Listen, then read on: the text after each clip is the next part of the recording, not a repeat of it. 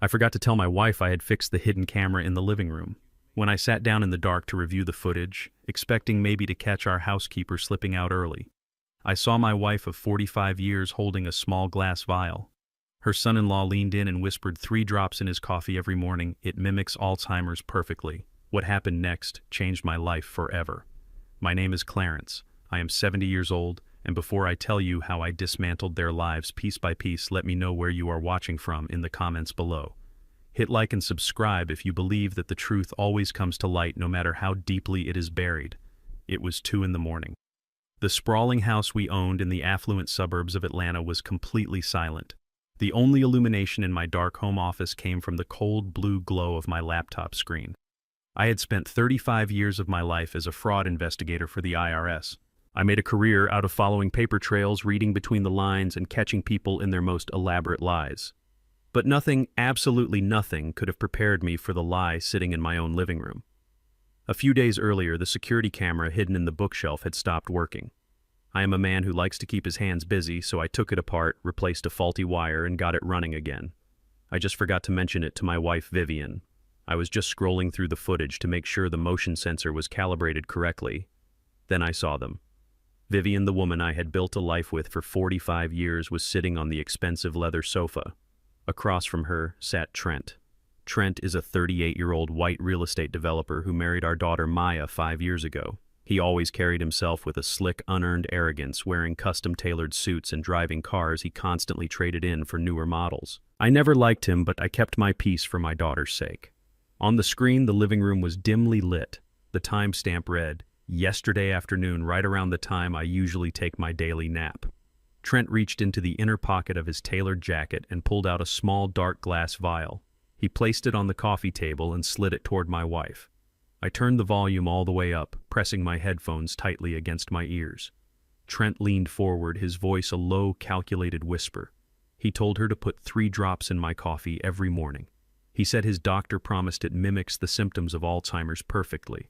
He said I would get confused, I would forget things, and my hands would shake. Vivian stared at the vial. She did not look horrified. She did not slap him. She did not kick him out of the house I bought with my hard-earned money. Instead, she picked up the vial and examined it. "We need him incapacitated by the end of the month," Trent continued, his tone turning sharp and urgent. "Once the doctor signs off on his mental decline, we can activate the power of attorney. We need that land, Vivian. If we do not get control of his assets soon, everything falls apart." Vivian nodded slowly. Her face was completely devoid of emotion. She slipped the vial into her designer cardigan pocket. She told him she would handle it. She told him to just make sure the paperwork was airtight because she did not want any legal issues when the time came. I froze. The blood in my veins turned to ice water. I pressed pause on the video. The image of my wife, the woman who had kissed my cheek that very morning, remained frozen on the screen as a willing accomplice to my poisoning. 45 years. We built this life together. We marched for civil rights in our youth. We survived recessions. To see her trade our shared history for whatever Trent was promising her was a betrayal so deep it felt physical. For the past 2 weeks, I had been experiencing strange symptoms. My memory felt foggy. I was losing my train of thought mid-sentence. But the most alarming part was my hands. They had started trembling, a fine, persistent tremor that made holding a fork or buttoning my shirt a frustrating chore. Vivian had been playing the role of the deeply concerned wife perfectly. She had held my shaking hands, her eyes wide with fake sympathy, suggesting that maybe it was time we saw a neurologist. She told me it was just my age catching up to me. 70 is not the new 50, Clarence, she had said, stroking my back. We need to face reality. But the reality was sitting right there on my laptop screen. It was not age. It was not a degenerative disease. It was poison. I suddenly understood exactly why Trent was doing this. I own a prime commercial real estate parcel in downtown Atlanta. I bought it for pennies back in the 80s when nobody wanted it. Today, developers would kill for it. They call it the legacy block. It is worth tens of millions of dollars. Trent has been salivating over my property since the day he married Maya. He has pitched me dozens of joint ventures, and I shot every single one of them down because I know his business model is built on smoke and mirrors. Now I understood his desperation. If I would not give it to him willingly, he was going to take it by force by making the world believe my mind was gone. I looked down at my desk. Sitting right next to my mouse pad was the ceramic mug I had used for my morning coffee. I always leave a little bit at the bottom. I slowly raised my hands and held them out in front of me. They were trembling slightly. For 14 days, I had been drinking my own mental destruction served to me with a warm smile by the woman who slept next to me every night. A profound, suffocating silence wrapped around me. A lesser man might have screamed. A lesser man might have stormed into the master bedroom, shaken his wife awake, and demanded answers. I wanted to. Every fiber of my being wanted to kick down the door and confront her. But I did not survive decades in the IRS by losing my temper. I survived by building airtight cases.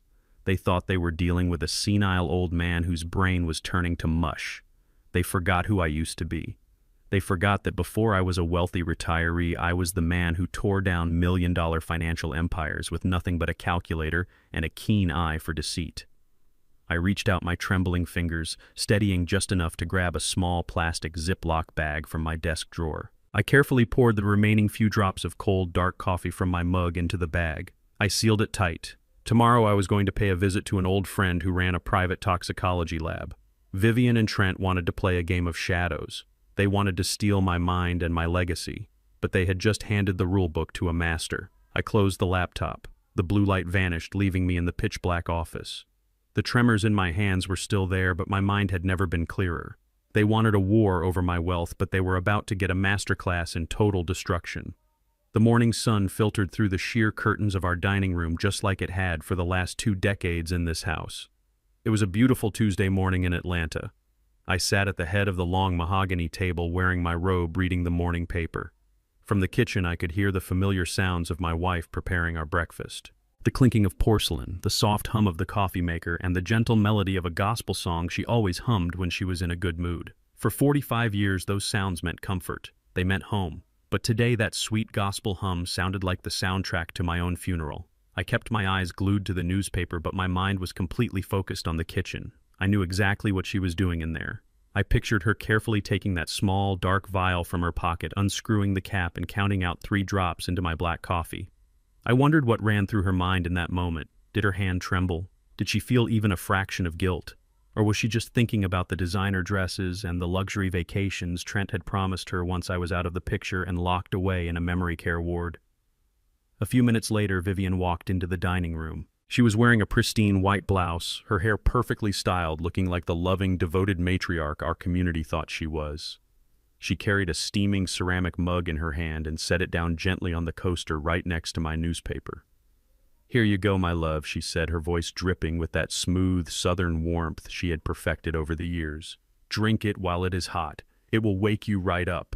I looked up from my paper and gave her a tired, gentle smile. The kind of smile an aging husband gives the woman taking care of him. "Thank you, Vivian," I mumbled, letting my voice sound a little weaker, a little more raspy than usual. She stood there leaning against the back of the empty chair next to me, watching me intently. Usually she would go back to the kitchen to fix her own plate, but today she lingered. She wanted to watch me drink it. She needed to make sure the dose was administered. The anticipation in her eyes was practically vibrating. I reached out slowly toward the mug. I commanded my hand to shake. It was not difficult to fake the tremor I had already been experiencing for 2 weeks thanks to her previous doses. My fingers trembled violently as they neared the handle of the mug. I let my hand knock clumsily against the side of the heavy ceramic cup. The mug tipped over instantly. Hot, dark coffee flooded across the polished mahogany table and spilled heavily onto the expensive Persian rug beneath my chair. "Oh no," I stammered, pulling my hands back and looking at the mess with wide, frightened eyes. "I am so sorry, Vivian. My hand just gave out. I do not know what is wrong with me lately. I expected her to do what any loving wife of 45 years would do. I expected her to rush to my side, grab a napkin, ask if I had burned myself, and tell me not to worry about the rug. But the mask slipped. Vivian gasped, her body going rigid. Her hands curled into fists at her sides and her face contorted into a mask of pure, unadulterated fury. "What is wrong with you, Clarence?" She snapped, her voice sharp and vicious, echoing loudly in the quiet dining room. "Look what you did! You wasted it! You spilled the whole cup!" She was not looking at the stained antique table. She was not looking at the ruined $1,000 rug. She was staring at the puddle of coffee as if I had just dumped liquid gold onto the floor. Her breathing was heavy and the veins in her neck stood out. The sheer panic and frustration of missing a dose had shattered her sweet facade completely.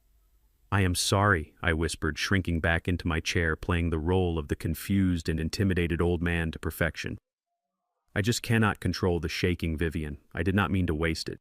She closed her eyes and took a deep breath, clearly trying to rein in her temper and remember the role she was supposed to be playing. "Fine," she said through gritted teeth, forcing a tight, unnatural smile.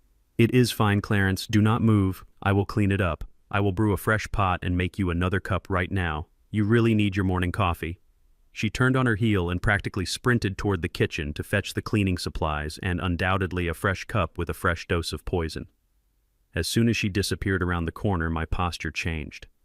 The trembling old man vanished, and the retired IRS fraud investigator took over. I looked down at the puddle soaking into the carpet. They thought I was just some lucky old fool who did not understand the value of what he possessed. They were wrong. I am not just a retired government worker living on a pension. Back in the 1980s, when downtown Atlanta was struggling and nobody wanted to invest in those forgotten neighborhoods, I took every penny I had saved and bought up a massive block of dilapidated commercial properties. It took grit. It took dealing with banks that did not want to lend to a black man, and it took decades of patience. Today, that property is known in the real estate world as the Legacy Block. It sits right in the heart of the city, surrounded by billion-dollar developments. It is worth over $30 million, and I own it free and clear. Trent, my arrogant white son-in-law, had been salivating over the Legacy Block since the day he started dating Maya. He is a real estate developer who builds those soulless glass mega condos for the ultra-rich.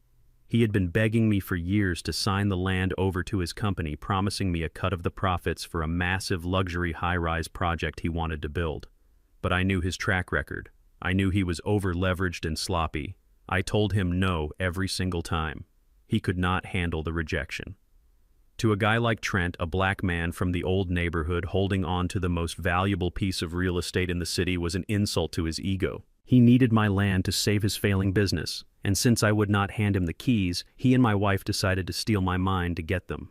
I listened to the sound of Vivian rummaging under the kitchen sink. I had less than 30 seconds.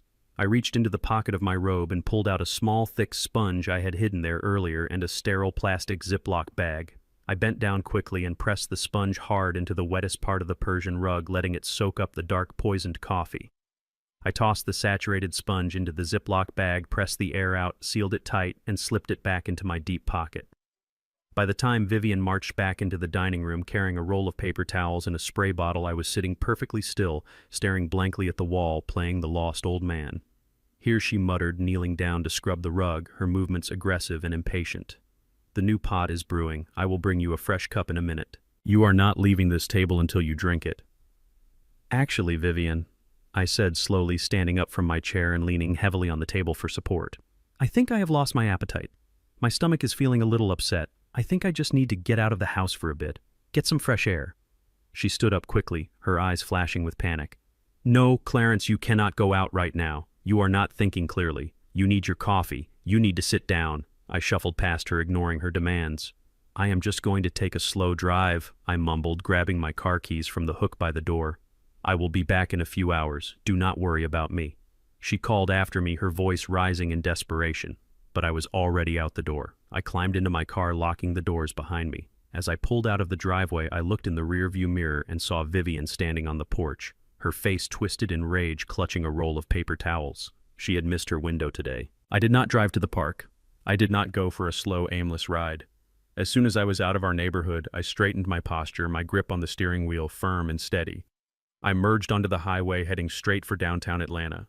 I was going to see an old friend, a man named Marcus who ran a private independent forensic toxicology lab. We used to work together back in my IRS days, building financial profiles on drug cartels.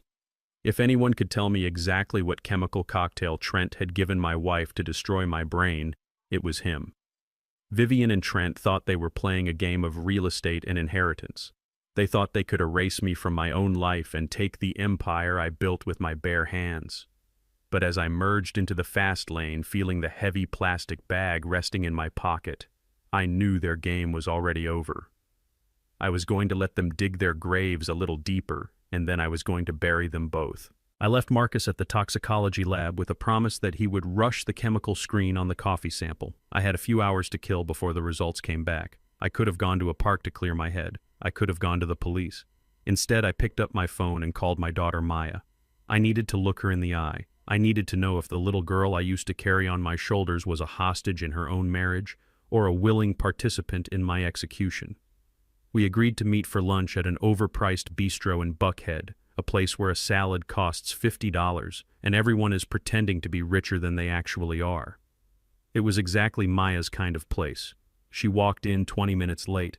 She was wearing a cream-colored cashmere coat and carrying a designer handbag that cost more than my first car. She looked beautiful. She looked just like her mother, and right then that resemblance sent a cold shiver down my spine. She sat down across from me, barely looking up from her phone as she offered a quick, distracted apology about traffic. I looked at her and saw a 35-year-old woman completely consumed by the illusion of high society, a lifestyle financed entirely by Trent's house of cards. I ordered a black coffee and kept my hands on the table, making sure she could see the slight tremor in my fingers. I slumped my shoulders forward, letting the fatigue of the last 24 hours show on my face. I told her I needed to talk to her about some things. Important things. She finally put her phone face down on the table, but her eyes were already impatient. She asked what it was, sighing as if my very existence was an inconvenience on her busy schedule. I told her that I had not been feeling like myself lately. I told her my memory was slipping, that I was forgetting names and misplacing things around the house. I watched her face closely for any sign of genuine panic, any daughterly instinct to reach across the table and comfort her aging father. There was none. Her eyes just darted quickly to my trembling hands and then back to my face. She looked analytical, not devastated. She told me I was getting older, and her voice was completely devoid of warmth. She said that Vivian and I just needed to accept that we cannot manage everything on our own anymore. I swallowed the bitter lump in my throat and leaned closer. I spent decades as an auditor for the IRS. I know how to read people when they are hiding money, and I know how to read them when they are hiding guilt. I told her that was exactly why I asked her here. I said I was meeting with my lawyer next week to finalize my will. I told her I wanted to transfer the legacy block entirely to her. Her eyes lit up instantly. The boredom vanished, replaced by a sharp, hungry gleam. The legacy block was the crown jewel, the $30 million safety net Trent was desperate to sink his teeth into. But there is a condition. I continued, my voice firming up just a fraction. I told her I was putting the property into an ironclad trust. I said she would be the sole beneficiary, but Trent would have zero legal authority over it. I made it very clear that his name would not be on the deed. He could not leverage it, he could not develop it, and he could not use it as collateral for his company. I told her I wanted this to remain in our bloodline, just her. The transformation was immediate and chilling. Maya stiffened. The greedy excitement in her eyes morphed into sudden defensive anger. She immediately reached for her phone, sliding it off the table and onto her lap, out of my line of sight. I could see her thumbs moving frantically under the table. She was texting him. She was warning her husband that the old man was trying to lock him out of the gold mine. She snapped at me, entirely abandoning the facade of a caring daughter. She asked why I would deliberately exclude Trent since he was her husband. I kept my expression perfectly confused, playing the role of the paranoid old man. I told her I did not trust the way he does business. I said he builds too fast and borrows too much. I reminded her that I built that property block by block, and I just wanted to protect her. She let out a harsh, mocking laugh that sounded exactly like my wife Vivian. She told me I was not thinking clearly. She said I was clearly confused and losing my grip on reality. She leaned across the table and passionately defended the man who was currently poisoning my breakfast. She called Trent a financial genius. She said he has a vision for downtown Atlanta that I just do not understand. She insisted that letting him manage the legacy block is what is best for our family's future because he could multiply its value in a year. She looked me dead in the eye and told me that holding onto my land out of some stubborn, old-fashioned pride was just holding them back. Us. She said us. But she did not mean me and her mother. She meant her and Trent. I sat there looking at the woman I had raised. I had paid for her college. I had walked her down the aisle. I had given her everything. But as I watched her fiercely defend a white man who was drowning in debt, a man who was actively trying to erase my existence, I realized the devastating truth. Maya was not a victim of Trent's manipulation. She was his shield. She might not know about the poison in my coffee, but she knew he was after my assets, and she was perfectly fine with him taking them as long as it kept her in cashmere coats and luxury cars. She was perfectly willing to let her father be labeled mentally incompetent if it meant her husband could finally cash the check. Just as she was launching into another rehearsed speech about Trent's real estate brilliance, my phone buzzed in my pocket. I slowly pulled it out. It was a text message from Marcus at the toxicology lab. I opened it, keeping my trembling hands steady enough to read the short clinical sentences. The results were in. The message read that the coffee sample contained high concentrations of haloperidol. Marcus explained it is a heavy-duty antipsychotic medication normally used to treat severe schizophrenia and acute delirium. It is not a mild sedative. In those doses, it is a chemical lobotomy. He wrote that it causes severe tremors, memory loss, and cognitive paralysis. Whoever was giving me this was not trying to calm me down. They were trying to destroy my brain. His final words on the screen told me to get out of that house immediately. I stared at the glowing screen for a long time. The words burned into my retinas. A chemical lobotomy. My wife was poisoning me. My son-in-law supplied the weapon, and my daughter, the only child I had in this world, was sitting across from me, eagerly paving the road for them to steal my legacy. She was annoyed that I was not declining fast enough. I slipped the phone back into my pocket. I looked at Maya, who was still texting under the table, probably assuring Trent that she could handle the confused old man. I was completely alone. The family I had spent a lifetime building was nothing but a pack of wolves waiting for me to bleed out. But they made one fatal miscalculation. They forgot that wolves are not the only dangerous things in the dark. I smiled at my daughter, a cold, dead smile that she was too busy looking at her phone to notice. I told her softly that she might be right. I said maybe I am just a confused old man, and maybe Trent does know what is best for the family. I told her to enjoy her lunch.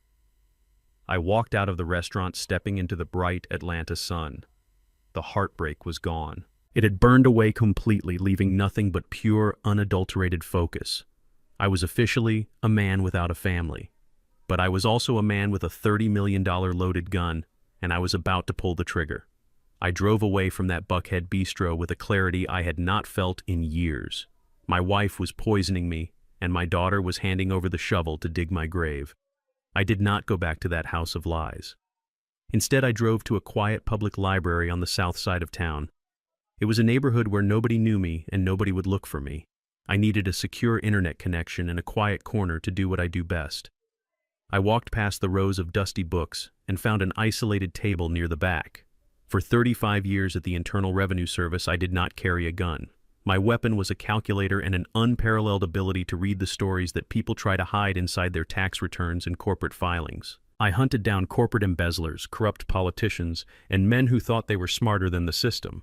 I spent decades putting arrogant men behind bars because they believed their expensive suits made them invisible to the law.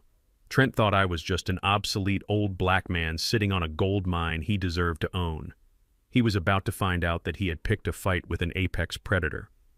I opened my laptop and connected to the public network. I cracked my knuckles, feeling the slight persistent tremor from the haloperidol coursing through my veins, but I pushed through it. My body might have been under chemical attack, but the mind driving those hands was razor sharp. I started pulling public records on Trent and his company Vanguard Real Estate Solutions. On the surface, Trent painted the perfect picture of a modern visionary. His social media was full of pictures of him in custom-tailored suits, standing in front of glass high-rises holding champagne flutes with city officials and smiling investors. He talked a big game about revolutionizing the Atlanta skyline and bringing generational wealth to his partners. My wife Vivian, consumed by her desperate desire to be part of the high society elite, bought into his illusion completely. She looked at Trent and saw the country club lifestyle she always felt she had been denied. But numbers do not have egos. Numbers do not wear Armani suits or drive imported sports cars. Numbers only tell the cold, hard truth. I started digging deeply into the public land registries, the state business databases, and the Uniform Commercial Code filings. I tracked the limited liability companies he had set up for every single one of his development projects. It is a standard practice in commercial real estate to separate liabilities, but Trent had created a labyrinth of shell companies that practically screamed financial desperation. It took me 3 solid hours of relentless auditing to untangle his web of deceit. I pulled a massive favor from a trusted old colleague still working down at the federal building, asking him to run a quick background query on some of the private equity groups Trent was associated with. When the data came back, the picture painted by the spreadsheets was absolutely catastrophic. Trent was not a real estate genius. He was a complete fraud. His entire empire was built on a fragile foundation of sand and stolen promises. I traced the money flowing between his various shell companies. When funding for his new luxury condo project on Peachtree Street dried up, he secretly diverted investor capital from a different unfinished townhouse development to cover the massive shortfall. When the townhouse investors started demanding their returns, he took out massive high-interest loans from predatory private equity firms to pay them off. He was simply moving money from one sinking ship to another. It was a classic textbook Ponzi scheme, and the music was finally about to stop. I added up the outstanding liabilities across all his active projects, comparing them against his actual liquid assets. The final number stared back at me from the laptop screen, glowing like a red warning beacon in the dark. $25 million. Trent was $25 million in the red. His creditors were not just traditional banks who would simply foreclose on a property and politely write off the loss. He owed millions to aggressive shadow lenders and unregulated equity firms, the kind of people who do not just ruin your credit score, they ruin your life and take everything you have ever touched. He was drowning, and the water was rising fast. If he did not secure a massive injection of capital within the next 30 days, his entire corporate structure would collapse completely. He would face federal indictments for wire fraud, embezzlement, and investor deception. He was staring down the barrel of a 20-year prison sentence in a federal penitentiary. Suddenly, the dark glass vial of poison made perfect, terrifying sense. It was never just about typical corporate greed. It was about pure animal desperation. My property, the Legacy Block, was valued at over $30 million, and I owned it free and clear without a single cent of debt. To a man drowning in $25 million of toxic loans, my land was the ultimate life preserver. If he could somehow use the Legacy Block as collateral, he could secure a massive institutional loan, pay off the shadow lenders, and keep his Ponzi scheme breathing for another few years. But as long as I was of sound mind, I would never let him touch the deed. I had rejected him too many times. He needed me declared mentally incompetent so my wife Vivian could assume total legal control through a medical power of attorney. Vivian, blinded by his charm and her own greed, would gladly sign the property over to her sophisticated son-in-law, believing she was making a brilliant investment. They were trying to trade my sanity for his salvation. I leaned back in the hard wooden library chair, letting the sheer magnitude of his failure wash over me. Trent was pathetic. But as I continued to scroll through the property records looking for any other assets he might be hiding, I stumbled upon something that made my blood run completely cold. I pulled up the deed and the financial history of the sprawling suburban mansion where Trent and my daughter Maya lived.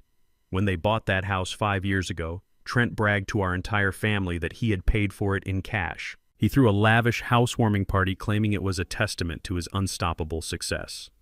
Maya had paraded her friends through the marble halls acting like she had married the king of Atlanta, but the public registry told a completely different story. Trent had not paid in cash. He had taken out a massive primary mortgage to secure the property. But that was not the worst part.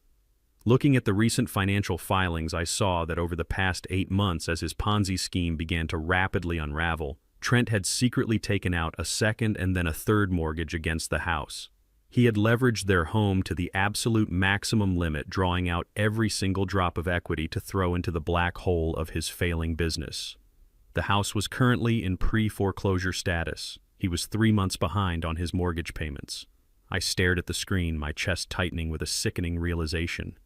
Maya did not know. During our lunch, she had passionately defended his financial brilliance. She truly believed she was living the dream of a wealthy, invincible socialite.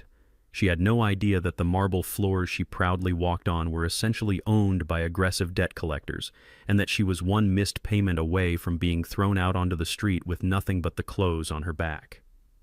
Trent knew exactly what he was doing. He had silently gambled away the roof over his own wife's head. He had stripped her of her financial security to save his own skin. He was perfectly willing to let Maya become a collateral casualty in his massive financial collapse. He was sacrificing his own wife to buy himself a little more time. And Maya, my foolish, blinded daughter, was actively helping him destroy me, the only man who could have actually protected her from the storm that was coming. I closed my laptop, sliding it carefully into my leather briefcase.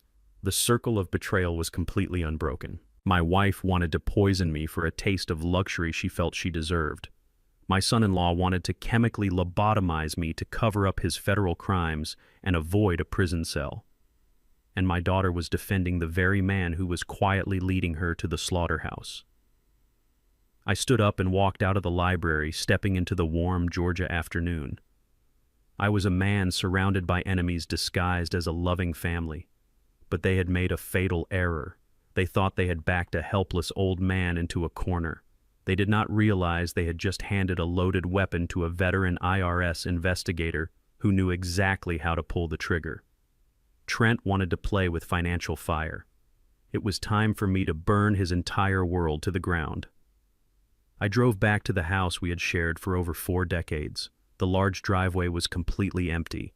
Vivian had mentioned that morning she was attending a charity luncheon with some of the wealthy wives from the neighborhood. A charity luncheon paid for by the same man she was actively trying to destroy. I walked through the front door. The grand foyer with its high ceilings and imported marble floors no longer felt like a home. It felt like a crime scene waiting to happen. The silence of the house was heavy and suffocating. I did not waste any time. I went straight up the sweeping staircase and into our master bedroom. Vivian had a personal heavy steel safe hidden in the back of her massive walk-in closet, tucked carefully behind a row of expensive designer shoeboxes. She always thought she was so clever, keeping the digital code a secret from me. She used the date of our wedding anniversary. I suppose she thought there was some twisted poetic justice in protecting her darkest secrets with the exact day we swore before God to be faithful to each other. I punched the numbers into the keypad. The heavy metal door clicked open with a soft mechanical thud. I reached inside and pulled out a thick manila folder I had never seen before. I walked over and sat on the edge of our king-sized bed, opening the flap. My heart beat a slow and steady rhythm against my ribs. I was not a heartbroken husband anymore. I was an investigator processing evidence. The first document inside was printed on the thick, expensive letterhead of a private boutique medical clinic located in the wealthiest part of Buckhead. I read the name printed boldly at the top of the page, Dr. Arthur Vance. He was a high-end concierge physician known for catering to the city elite. I read the medical evaluation carefully, reading every single clinical term. It was a comprehensive assessment of my mental and physical health. According to Dr. Vance, I was suffering from rapid-onset Lewy body dementia and severe, unrecoverable cognitive decline. The report stated in cold professional language that I was prone to violent outbursts, frequent memory lapses, and a complete inability to manage my own basic daily needs. The report concluded that I required immediate full-time institutionalized care for my own safety. The medical report was officially dated 3 days ago. I had never met Dr. Arthur Vance in my entire life. I had never stepped foot inside his luxury clinic. Trent had clearly bought himself a dirty doctor, a man willing to trade his medical license and his integrity for a fat envelope of untraceable cash. They were building an airtight paper trail of my insanity without me ever sitting in a waiting room. I flipped to the second document in the folder and the air completely left my lungs. It was a comprehensive, durable financial power of attorney. I read the legal jargon carefully. This document gave Vivian absolute and total control over every single bank account, investment portfolio, and piece of real estate in my name. It specifically, explicitly included the right to transfer, sell, or use the legacy block as collateral for commercial business loans. It gave my wife the absolute legal power to sign my life away to her son-in-law. I looked down at the bottom of the last page. There on the designated signature line was my name. It was written in dark black ink. I brought the paper closer to my eyes and stared at it. It was a remarkably good forgery. It had the slight forward slant of my cursive and the sharp, aggressive loop on the capital letter C. An amateur would never question it. But 35 years of auditing tax returns and corporate filings had trained my eyes to spot the hesitation in a fraudulent pen stroke. I could see where the pen had lingered just a fraction of a second too long. The ink pressure was completely wrong. Trent must have spent hours sitting at his desk tracing over my old checks, practicing my handwriting over and over again until he felt confident enough to commit a massive federal crime. Right next to my fake signature was a small blank space waiting for a notary public stamp. I stared at that empty space, and the entire scope of their timeline clicked into place. That blank circle was the missing piece of their puzzle. A legal notary cannot stamp a document of this magnitude without the person being physically present of sound mind or completely incapacitated by a documented medical emergency. That is exactly why Vivian was rushing the haloperidol drops in my morning coffee. They needed the poison to finally push my body over the physical edge. They needed me to collapse in the living room, to be rushed to an emergency room, babbling, shaking, and completely incoherent. Once I was strapped to a hospital bed, legally documented by attending nurses as a danger to myself, they could bring in a corrupt notary on Trent's payroll to stamp the document and seal my fate. They were literally just waiting for my brain to short-circuit so they could steal $30 million. A wave of pure, violent anger washed over my entire body. My hands curled into tight fists, crushing the edges of the thick legal paper. My initial primal instinct was to tear the documents into 1,000 pieces. I wanted to march downstairs, throw them in the fireplace, and watch their master plan burn to ash. I wanted to sit in the living room, wait for Vivian to walk through the front door and throw those ashes directly into her face. I wanted to watch the color drain from her cheeks when she realized her grand scheme was destroyed. But anger makes a man sloppy. Anger makes you impulsive. If I destroyed the papers, Trent would just print new ones. If I confronted Vivian, she would instantly deny it, play the victim, and accelerate their timeline. They would realize I was on to them, and they would find another way to get me out of the picture. A faster way. A more violent way. I took a deep, ragged breath, forcing the furious husband back down and pulling the cold, calculating IRS auditor back to the surface. I smoothed out the wrinkled edges of the forged documents, pressing them flat against the mattress. I gathered the papers and walked swiftly to my home office. I turned on my high-resolution document scanner. I placed the fake medical diagnosis from the dirty doctor flat on the glass and scanned it. I placed the forged power of attorney with my fake signature on the glass and scanned it. I saved the high-definition digital copies to an encrypted offshore cloud server that Vivian did not even know existed. I printed one physical copy of everything and locked it inside a hidden compartment in my desk. I took the original fraudulent documents and walked quietly back to the master bedroom. I placed the pages carefully back inside the manila folder. I arranged the folder exactly how I had found it, sliding it perfectly into the back of the heavy metal safe. I closed the thick steel door and spun the combination dial. The lock clicked shut, securing their treason back in the dark.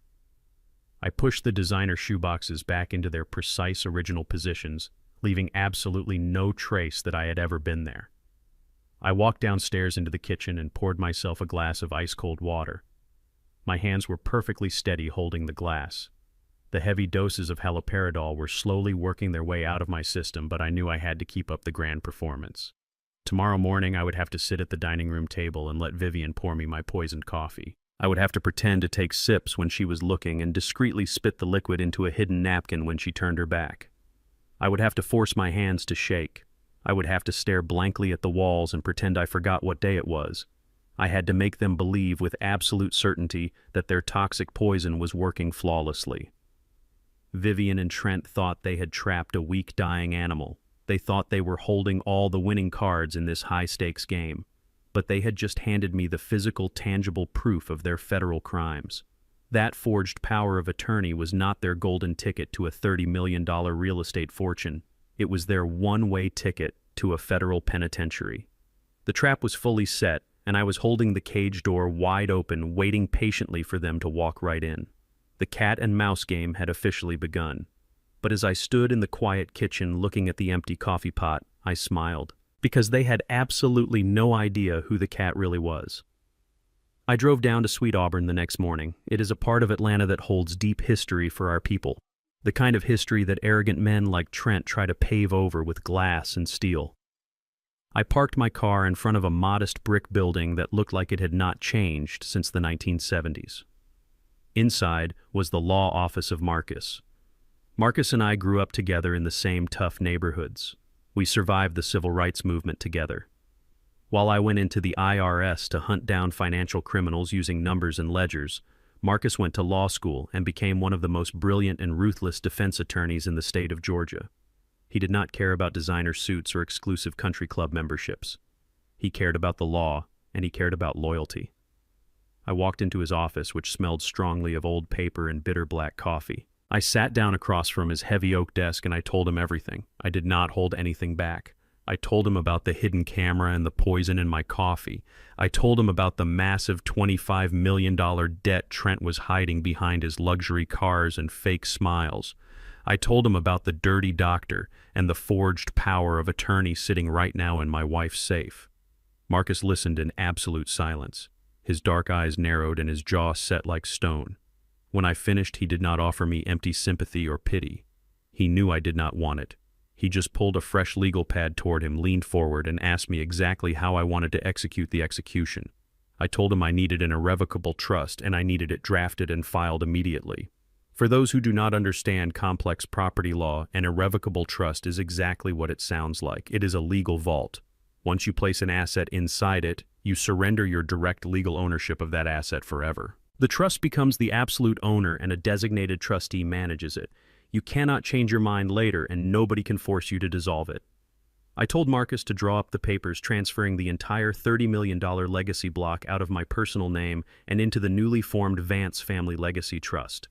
I named Marcus as the sole managing trustee. By the time I signed my name at the bottom of that heavy stack of legal documents, the legacy block officially ceased to belong to Clarence. It was a massive legal ghost, and that meant the forged power of attorney Trent and Vivian were holding was now completely and utterly worthless. You cannot use a power of attorney to seize an asset that the person no longer owns. Trent was preparing to rob a bank vault that I had just quietly emptied. Marcus stamped the heavy seal on the trust documents and looked at me with a grim, satisfied smile. He told me the property was locked down tighter than a Federal Reserve. He said it was time to let them hang themselves. I left his office and drove back to my house in the sprawling suburbs. The legal trap was perfectly set, but I needed to keep the physical trap wide open. I needed them to believe they were winning this twisted game. That meant I had to return to my own home and put on the performance of a lifetime. The haloperidol was still in my house, and I knew Vivian was still slipping it into my drinks every single chance she got. I continued my daily routine with extreme caution. I took the cups of coffee and glasses of water she handed me, and I discreetly dumped the liquid down the bathroom sink or absorbed it into a thick sponge I kept hidden deep in my pocket. But my body had to show the symptoms they were expecting. I had to become the ghost they wanted me to be. That evening, I walked into the living room to deliver my grand performance. I made sure to wear my left house slipper and a right leather dress shoe. I shuffled my feet heavily, dragging my heels across the expensive hardwood floor, making a pathetic scraping sound. Vivian was sitting on the sofa, flipping through a luxury home magazine, probably picking out the new imported Italian furniture she planned to buy with my life savings. I stood in the middle of the room and looked around with wide, empty eyes. I let my jaw go slack and allowed my hands to tremble violently at my sides. I looked directly at Vivian and let my face register complete, terrifying confusion. I stared at the woman I had slept next to for 45 years and I asked her who she was. I asked her what she was doing sitting in my house. I watched the woman I married look at me with absolute chilling coldness. She did not drop her magazine in shock. She did not rush over to comfort her sick husband. She did not ask if I was feeling okay or offer to call an ambulance. Instead, a slow, triumphant smirk spread across her face. Her eyes lit up with pure, greedy validation. She picked up her phone from the glass coffee table. She did not even try to hide what she was doing. Her thumbs moved rapidly across the screen. I knew exactly who she was texting. She was telling Trent that the poison had finally broken my brain. She was telling him that the great Clarence was gone and that it was time to finalize their master plan. I stood there playing the broken, helpless old man while she gleefully reported my mental death to her son-in-law right in front of my face. It took every single ounce of discipline I had learned in my 35 years as a federal investigator not to drop the act. I wanted to stand up straight, stop the trembling, and show her the absolute monster she had just awakened. But I swallowed my pride and kept shuffling my feet, playing the fool. Later that night, when the house was completely silent and Vivian was fast asleep, dreaming of her stolen millions, I went back into my dark home office. I booted up my encrypted laptop. I had spent the last 2 days compiling a massive, comprehensive digital dossier on Vanguard Real Estate Solutions. I had Trent's bank routing numbers. I had the precise details of his offshore shell companies. I had the digital transfer logs showing him moving money from new investors to desperately pay off the old ones. It was a textbook Ponzi scheme documented with flawless federal precision. I had mapped out his $25 million fraud so clearly that a first-year accounting student could secure a conviction. I printed all 200 pages of the financial evidence. The printer hummed quietly in the dark, spitting out page after page of Trent's absolute ruin. I packed the thick stack of papers into a heavy, unmarked manila envelope. I did not put a return address on it. I slipped out the back door of my house into the cool Georgia night air. I drove my car 2 towns over, making sure I was completely out of my neighborhood. I pulled up to a blue postal drop box sitting under a flickering street lamp. The envelope was addressed directly to the regional director of the FBI field office in Atlanta. I also included a carbon copy package destined for the Criminal Investigation Division of the IRS, my old division. I knew the men who would open that package. I trained some of them. I knew they did not ignore a perfectly wrapped financial crime, especially when it involved $25 million in federal wire fraud and blatant investor deception. I pushed the thick envelope through the metal slot of the mailbox. It dropped into the bin with a heavy, satisfying thud. The irrevocable trust would protect my legacy and keep my property out of their blood-stained hands. My daily acting performance would keep them blind and confident, and the federal government would handle the rest. I drove back home in the dead of night, ready to play the dying man one last time. Trent and Vivian thought they were speeding toward the finish line of a brilliant heist. They had no idea they were driving straight toward the edge of a cliff, and I had just cut the brakes. The doorbell rang at precisely 2 p.m. on a gloomy Thursday. I was sitting in my favorite leather armchair in the living room, staring blankly at the muted television screen.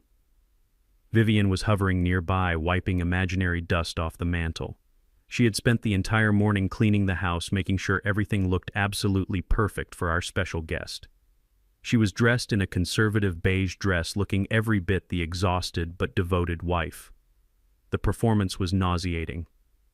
Trent walked through the front door a few moments later, ushering in a man who looked less like a medical professional and more like a high-priced defense attorney. This was Dr. Arthur Carter, the man whose signature was currently sitting on a forged medical evaluation in my wife's hidden safe. He wore a tailored navy blue suit, a silk tie, and a gold watch that caught the afternoon light. He did not carry a traditional medical bag. He only carried a sleek leather briefcase. I did not turn my head when they entered the room.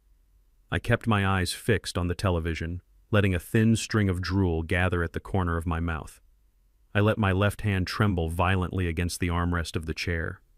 I was 70 years old, a black man who had spent his entire life building a legacy from the ground up, and here I was forcing my own body to mimic the devastating decay of the human mind just to survive the people who claimed to love me. Dr. Carter walked over and stood in front of my chair. He did not bend down to meet my eyes. He looked down at me with an expression of complete indifference. He did not see a human being. He saw a transaction. He saw a down payment on a new sports car or a luxury vacation. "Well, let us take a look at him," Carter said, his voice smooth and entirely devoid of any real medical concern. Vivian immediately rushed to his side, placing a hand over her mouth, acting as if she were holding back a flood of tears. She told him that I had been getting worse every single day. She said I was wandering the halls at night, forgetting my own name and becoming agitated over nothing.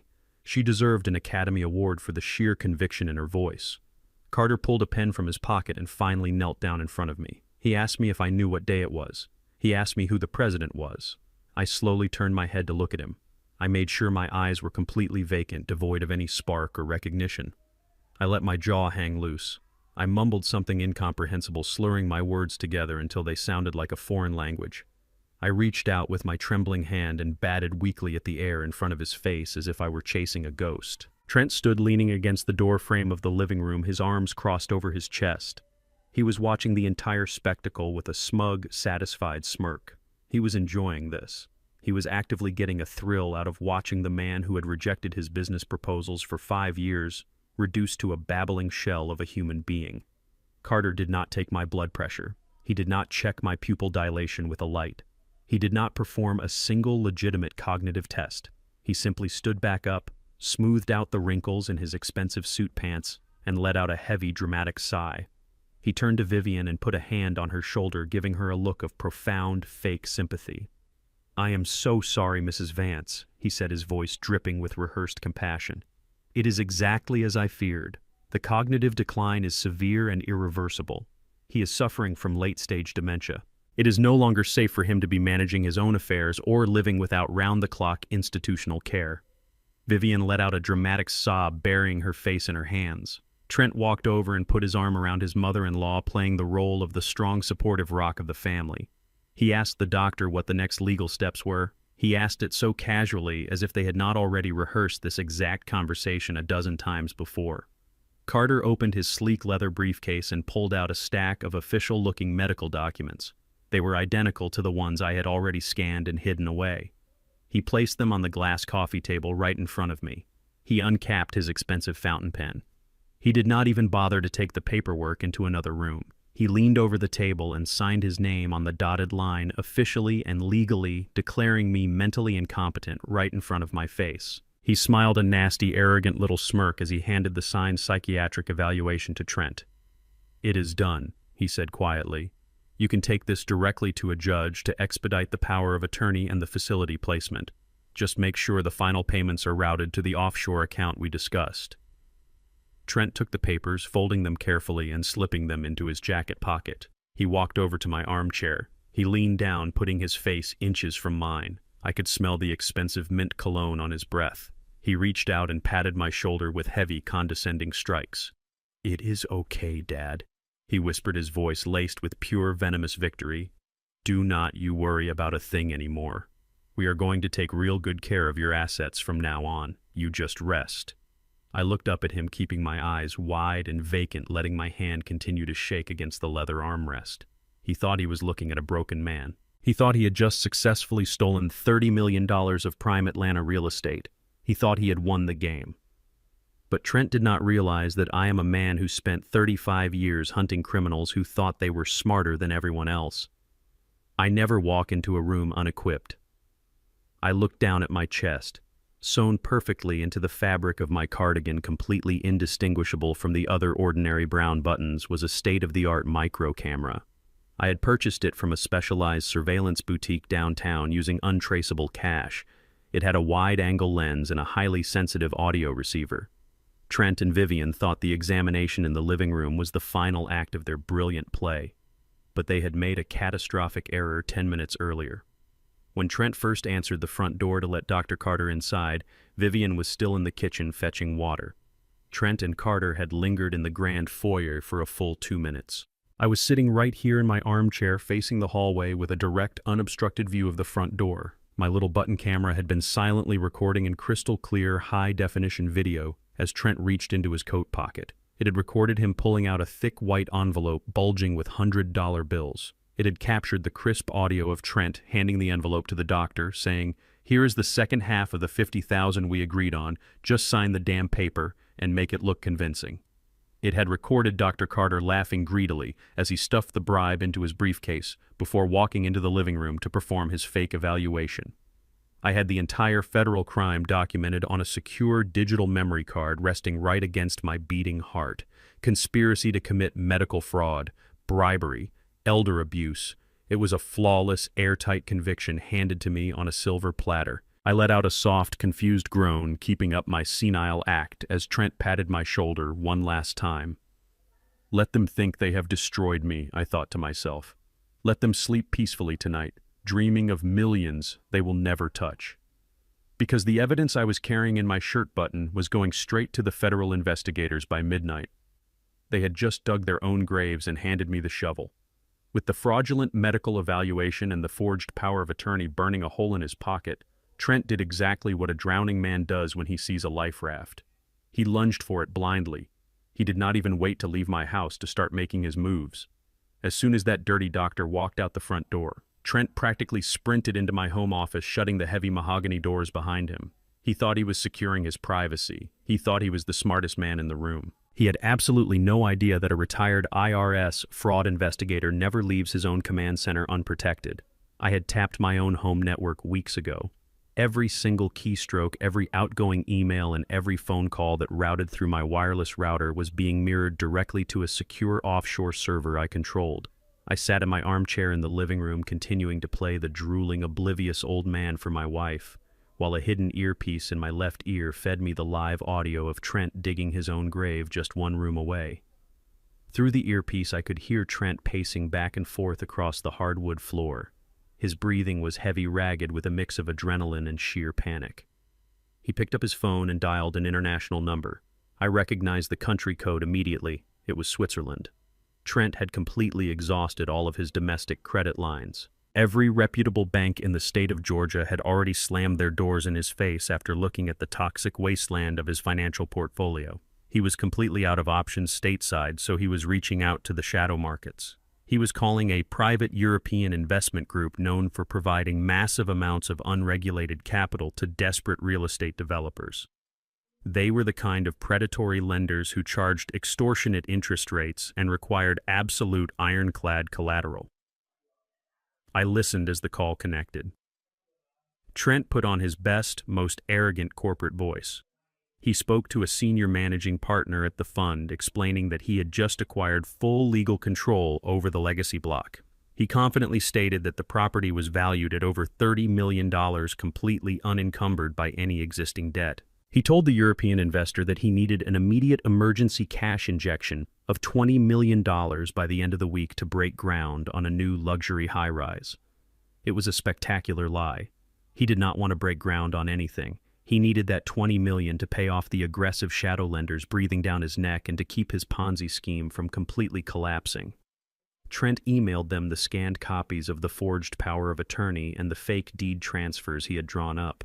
He was offering my life's work, the property I had sweat blood to secure, as a sacrificial lamb to save his miserable skin. But Trent was playing checkers while I was playing a game he could not even comprehend. My attorney and I had already anticipated this exact move.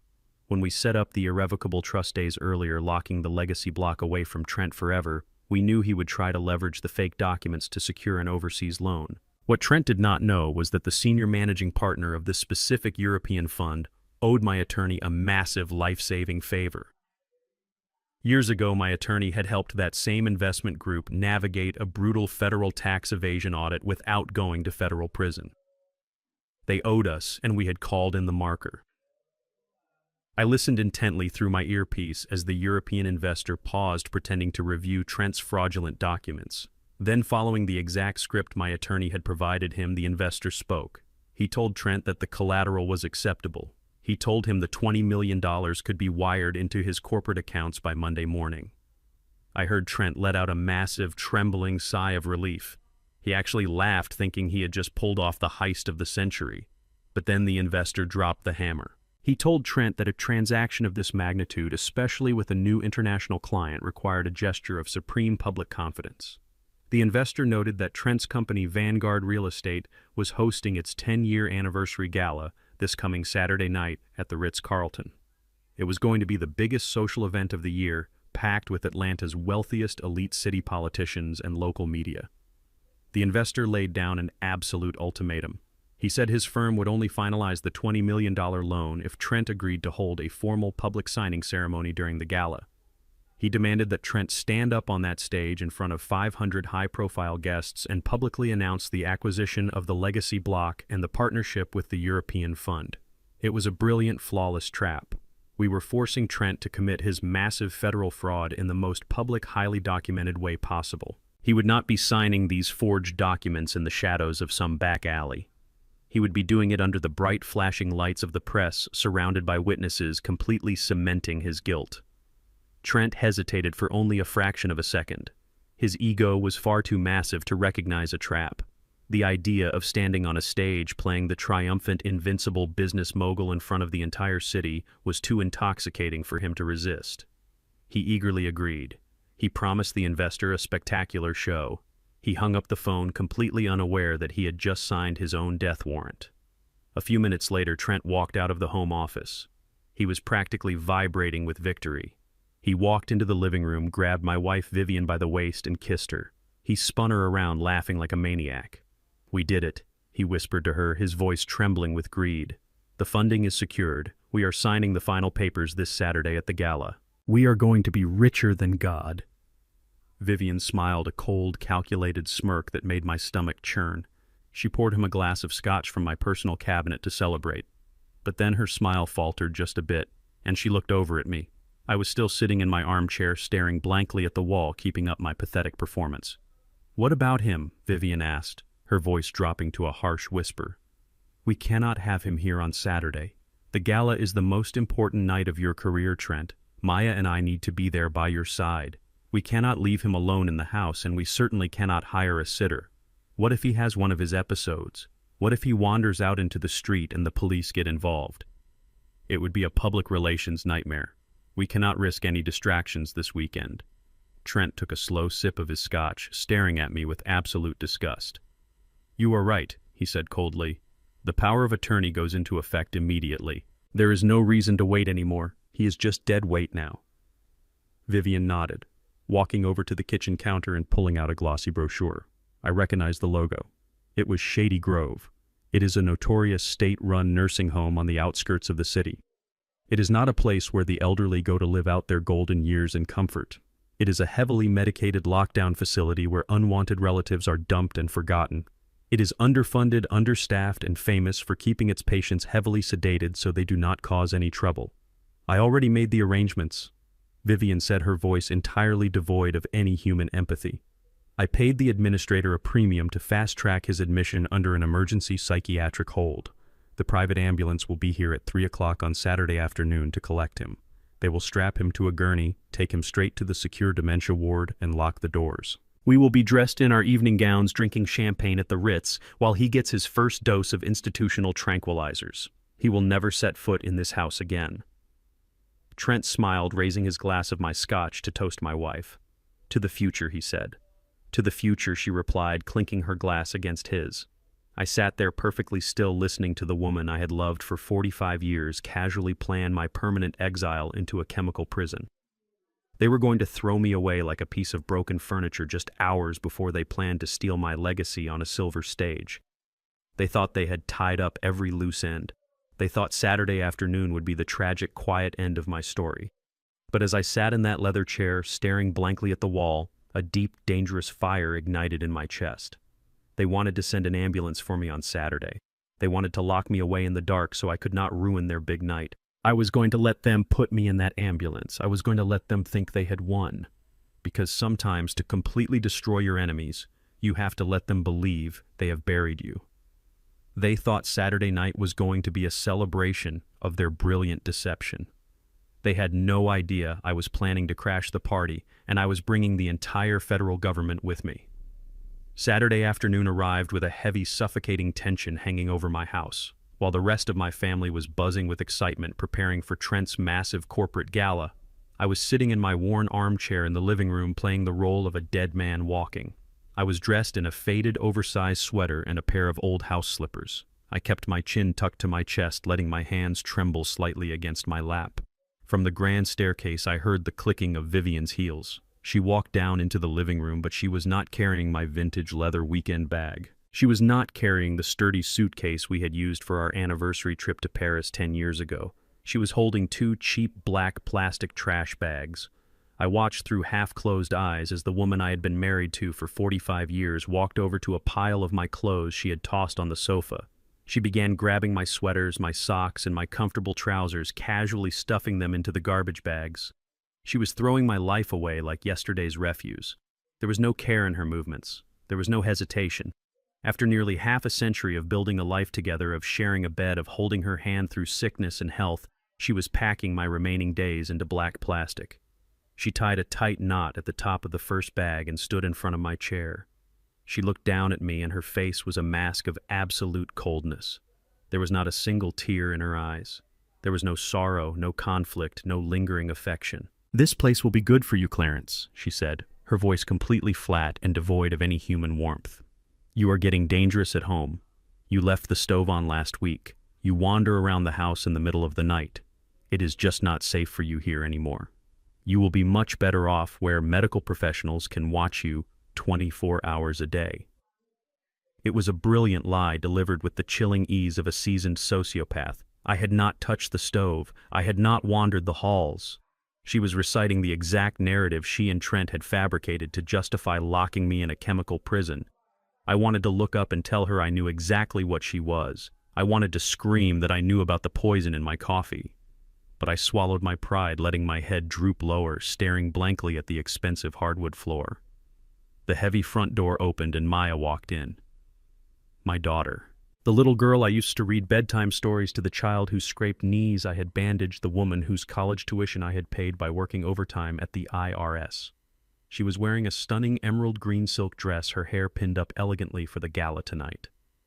Maya stopped in the hallway. She looked at the black trash bag sitting on the floor, and then she looked at me slumped in my chair. For a split second, just a fleeting fraction of a moment, I saw a flicker of guilt cross her face. I saw the daughter I raised fighting against the monster she had become. But the fight was over before it even began. Maya quickly turned her head away, avoiding my gaze completely. She pulled her expensive phone from her purse and started typing furiously, pretending she was too busy to notice her own father being discarded like a piece of broken furniture.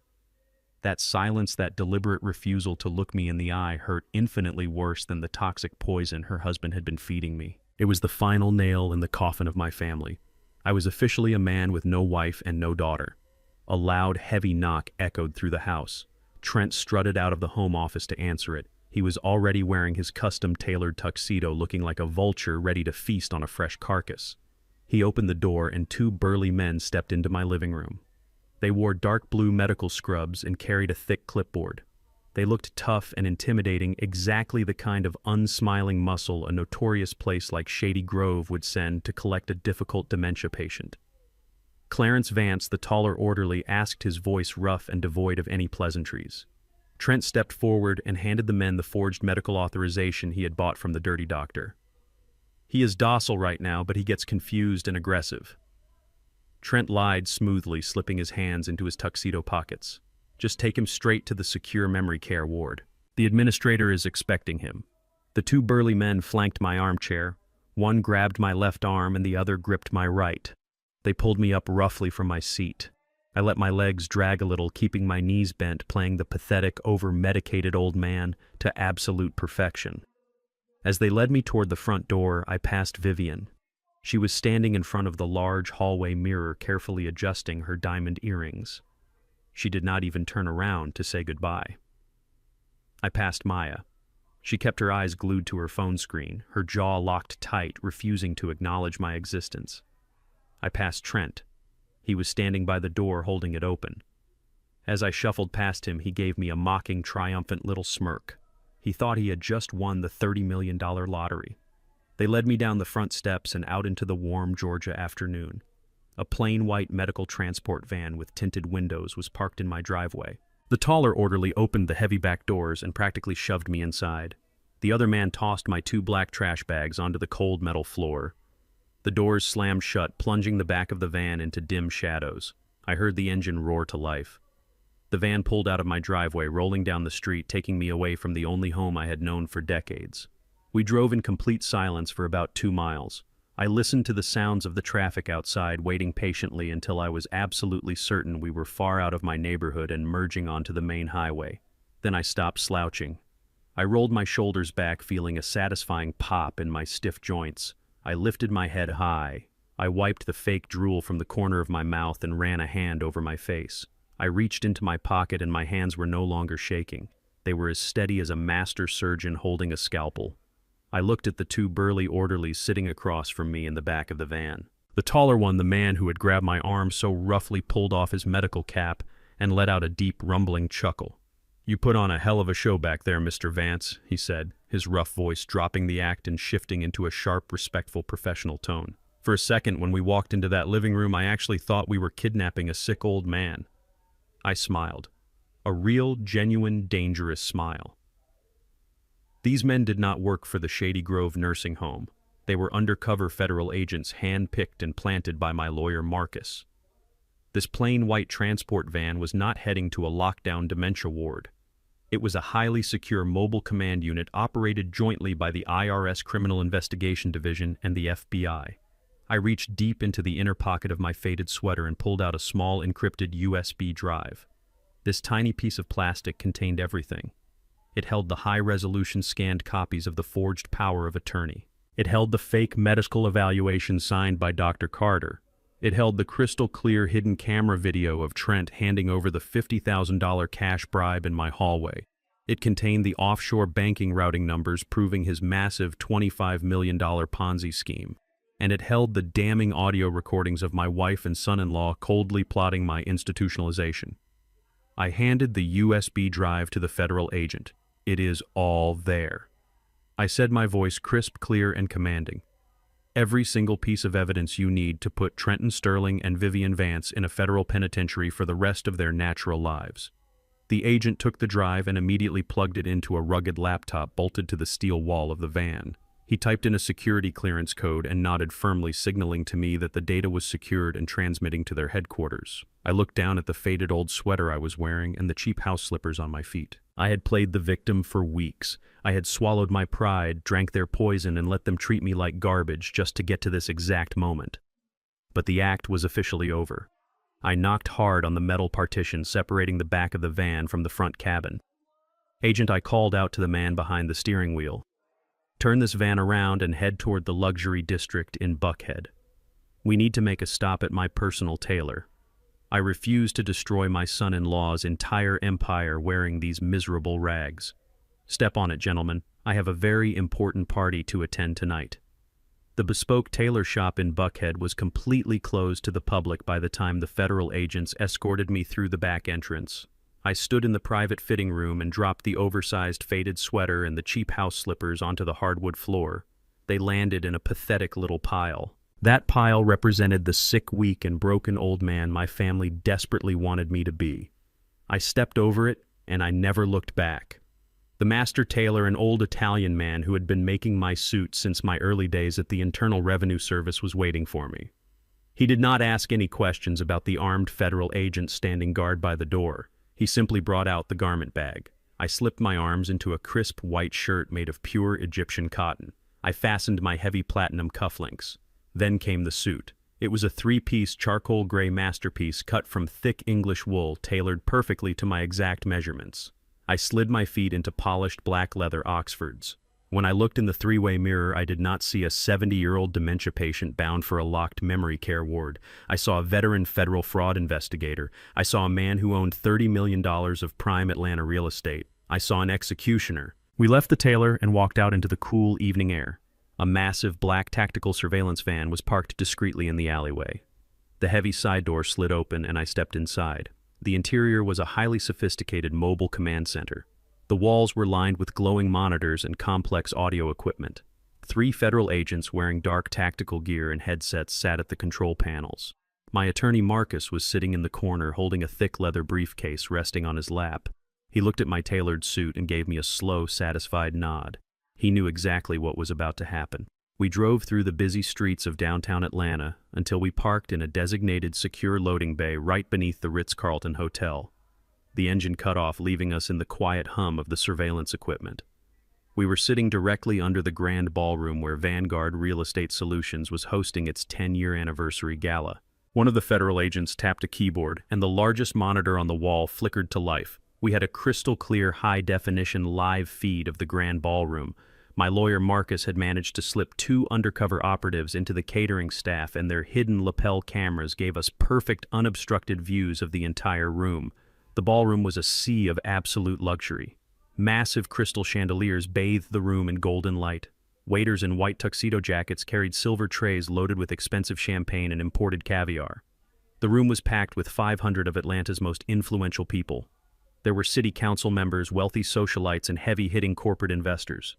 It was exactly the kind of high-society circus my wife Vivian had always craved and felt she deserved. I spotted her instantly on the screen. Vivian was standing right near the center of the room. She was wearing a stunning floor-length evening gown, heavily studded with rhinestones that caught the chandelier light with every single movement. A thick diamond necklace rested against her collarbone.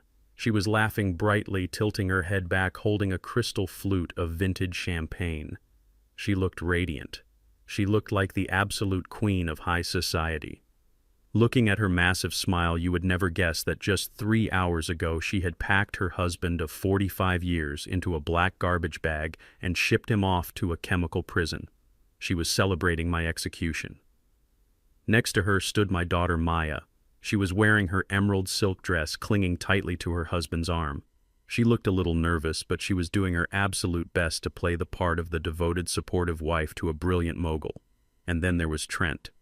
He was standing on the main stage at the front of the ballroom, bathed in a bright white spotlight. He adjusted his custom-tailored tuxedo and tapped the microphone. The low murmur of the wealthy crowd quieted down. The camera zoomed in on his face. He looked incredibly smug, perfectly arrogant, and entirely invincible. He flashed his signature brilliant smile at the audience. "Thank you all for coming tonight," Trent's voice echoed through the high-quality speakers in the surveillance van. "Tonight, we are not just celebrating 10 years of Vanguard real estate, we are celebrating the future of this beautiful city. I am incredibly proud to announce that as of this afternoon, Vanguard has officially acquired full legal control over the most coveted commercial property in downtown Atlanta, the historic Legacy Block." A polite round of applause rippled through the ballroom. On the monitor, I saw Vivian clapping enthusiastically, her rhinestone gown shimmering under the lights. Trent raised his hands to quiet the room, his massive ego practically radiating through the screen. This acquisition was not easy. Trent continued, his voice dripping with completely fake humility. "It took a lot of careful negotiation and a lot of family sacrifice. But this historic land will serve as the foundation for our newest and most ambitious luxury high-rise project to date. And to fund this monumental vision, I am honored to welcome our new international partners who have flown in from Europe just to be here with us tonight to finalize the deal." I watched as the European investment manager, the man who was secretly cooperating with my attorney, stepped onto the stage. He carried a sleek leather portfolio containing the loan documents. The crowd clapped again. Trent was literally bragging about stealing my life's work while standing in front of the very people he was actively trying to defraud. He was spinning a fairy tale built entirely on forged signatures, poisoned coffee, and $25 million of toxic hidden debt. He thought he was sealing his legacy forever. He truly believed the old man was heavily sedated miles away, strapped to a hospital bed with no memory of his own name. I leaned closer to the monitor. The anger and the heartbreak I had felt over the past few weeks were completely gone. In their place was a cold, absolute focus. I watched Trent shake hands with the European investor. I watched Vivian smile at the crowd, taking a long, triumphant sip of her champagne. They were at the absolute peak of their imaginary mountain. They were standing on the very summit of their deception. It was the perfect altitude for a fatal drop. The lead FBI agent sitting at the main console turned away from the glowing screens. He pressed a finger to his earpiece, listening to a secure encrypted transmission from the tactical teams positioned at the ballroom doors upstairs. He took off his headset and looked directly at me. His expression was dead serious, entirely professional, and utterly ruthless. "The perimeter is completely locked down," he said, his voice steady and calm in the quiet van. "The undercover agents have secured all the exits. The Financial Fraud Task Force is in position in the main lobby. The target has publicly confessed to the fraudulent acquisition on a live microphone, and the forged documents are currently in his hands." The agent reached over and slid the heavy metal door of the van open. The cool, damp air of the underground loading dock rushed in. He looked at me and gave a sharp, respectful nod. "The arrest warrants are fully authorized and ready, Mr. Vance," the agent said softly. "The stage is yours." I stood up from my seat inside the van. I adjusted the crisp cuffs of my tailored Egyptian cotton shirt and buttoned my charcoal gray suit jacket. I picked up my solid oak walking cane not because I needed it for balance, but because it completed the picture of the man they thought they had successfully destroyed. I stepped out of the van and onto the cold concrete floor of the loading dock. I did not feel like a betrayed husband or a forgotten father anymore. I felt like a violent thunderstorm about to break over a completely unsuspecting city. I walked toward the service elevator that led directly up to the grand ballroom, ready to bring their entire fake world crashing down to the ground. The service elevator ascended slowly, whining and grinding its gears as it carried me up from the cold loading dock. I stood perfectly still, my hands resting atop the polished handle of my solid oak cane. I was not leaning on it for physical support. I was holding it like a judge holds a gavel. The digital numbers above the metal doors lit up one by one, counting down the final remaining seconds of Trenton Sterling's imaginary empire. Beside me stood two federal agents in perfectly tailored suits. Their earpieces were completely silent and their eyes were sharply focused. We were not rushing. True power never rushes. It arrives exactly when it intends to. The elevator doors slid open to a long carpeted hallway situated just behind the main ballroom entrance. The heavy, ornate mahogany double doors stood securely closed in front of me, guarded by two private event security staff. They saw the golden federal badges flash briefly in the dim light, and they stepped aside without saying a single word. Through the thick carved wood, I could easily hear Trent's voice echoing over the premium hotel sound system. It was that same slick, overconfident tone he always used when he tried to sell me terrible investment deals over Sunday dinner. He was enthusiastically wrapping up his grand speech. He was standing boldly on the precipice of his massive lie, confidently pulling 500 of Atlanta's most powerful and influential people into his criminal delusion. I stood in the shadows and listened as he thanked the city mayor. I listened as he thanked his private equity partners for their unwavering trust, and then he played his final desperate card. I heard the crisp rustle of thick paper over the microphone. He was holding up the forged power of attorney for everyone to see. He proudly announced to the massive room that through the careful, loving transition of family assets, Vanguard Real Estate now held complete and total legal authority over the historic legacy block.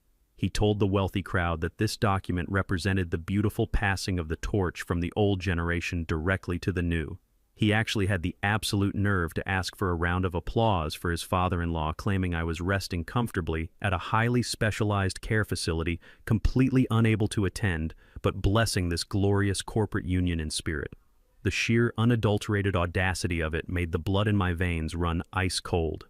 The entire crowd erupted into thunderous applause. They were blindly clapping for a man who had paid to put poison in my morning coffee. They were cheering for a man who had secretly traded his own wife's financial security for a few more months of pretending to be a rich mogul. They were celebrating a mirage built on blood and betrayal. I looked at the lead federal agent standing to my right. He reached out with both hands and grabbed the heavy brass handles of the mahogany doors. With one swift, incredibly forceful motion, he pushed them wide open. The heavy doors slammed violently against the interior walls with a booming crack that echoed sharply over the applause. It was a sound exactly like a gunshot. The rhythmic clapping at the back of the room stopped instantly. Hundreds of heads turned in confusion. The elegant string quartet that had been playing softly in the corner faltered, hitting a terrible sour note before falling completely and utterly silent. The wave of dead silence rolled quickly from the back of the massive ballroom all the way to the front, sweeping over the crowd of 500 elites like a sudden winter freeze. I stepped slowly over the threshold and walked directly into the golden light of the massive crystal chandeliers. I was not wearing faded gray sweatpants. I was not shuffling my feet in cheap, worn-out house slippers. I was wearing a charcoal gray English wool suit perfectly tailored to my broad shoulders. My posture was military straight. My expression was carved from absolute stone. I gripped the solid oak cane firmly and took my first deliberate step onto the pristine white marble aisle that divided the massive room. Thump! The heavy wooden base of my cane struck the polished marble floor. It was the only sound in a room filled with 500 wealthy people who had suddenly stopped breathing. Thump! I took another measured step forward. The sea of wealthy socialites, influential politicians, and arrogant real estate moguls began to part. They moved out of my way instinctively, quickly stepping back and pulling their expensive silk gowns and tailored tuxedos completely clear of my path. They did not know exactly what was happening, but human beings have a deep primal instinct for approaching danger. They recognized a predator walking into the room. Thump! I kept my eyes locked dead ahead.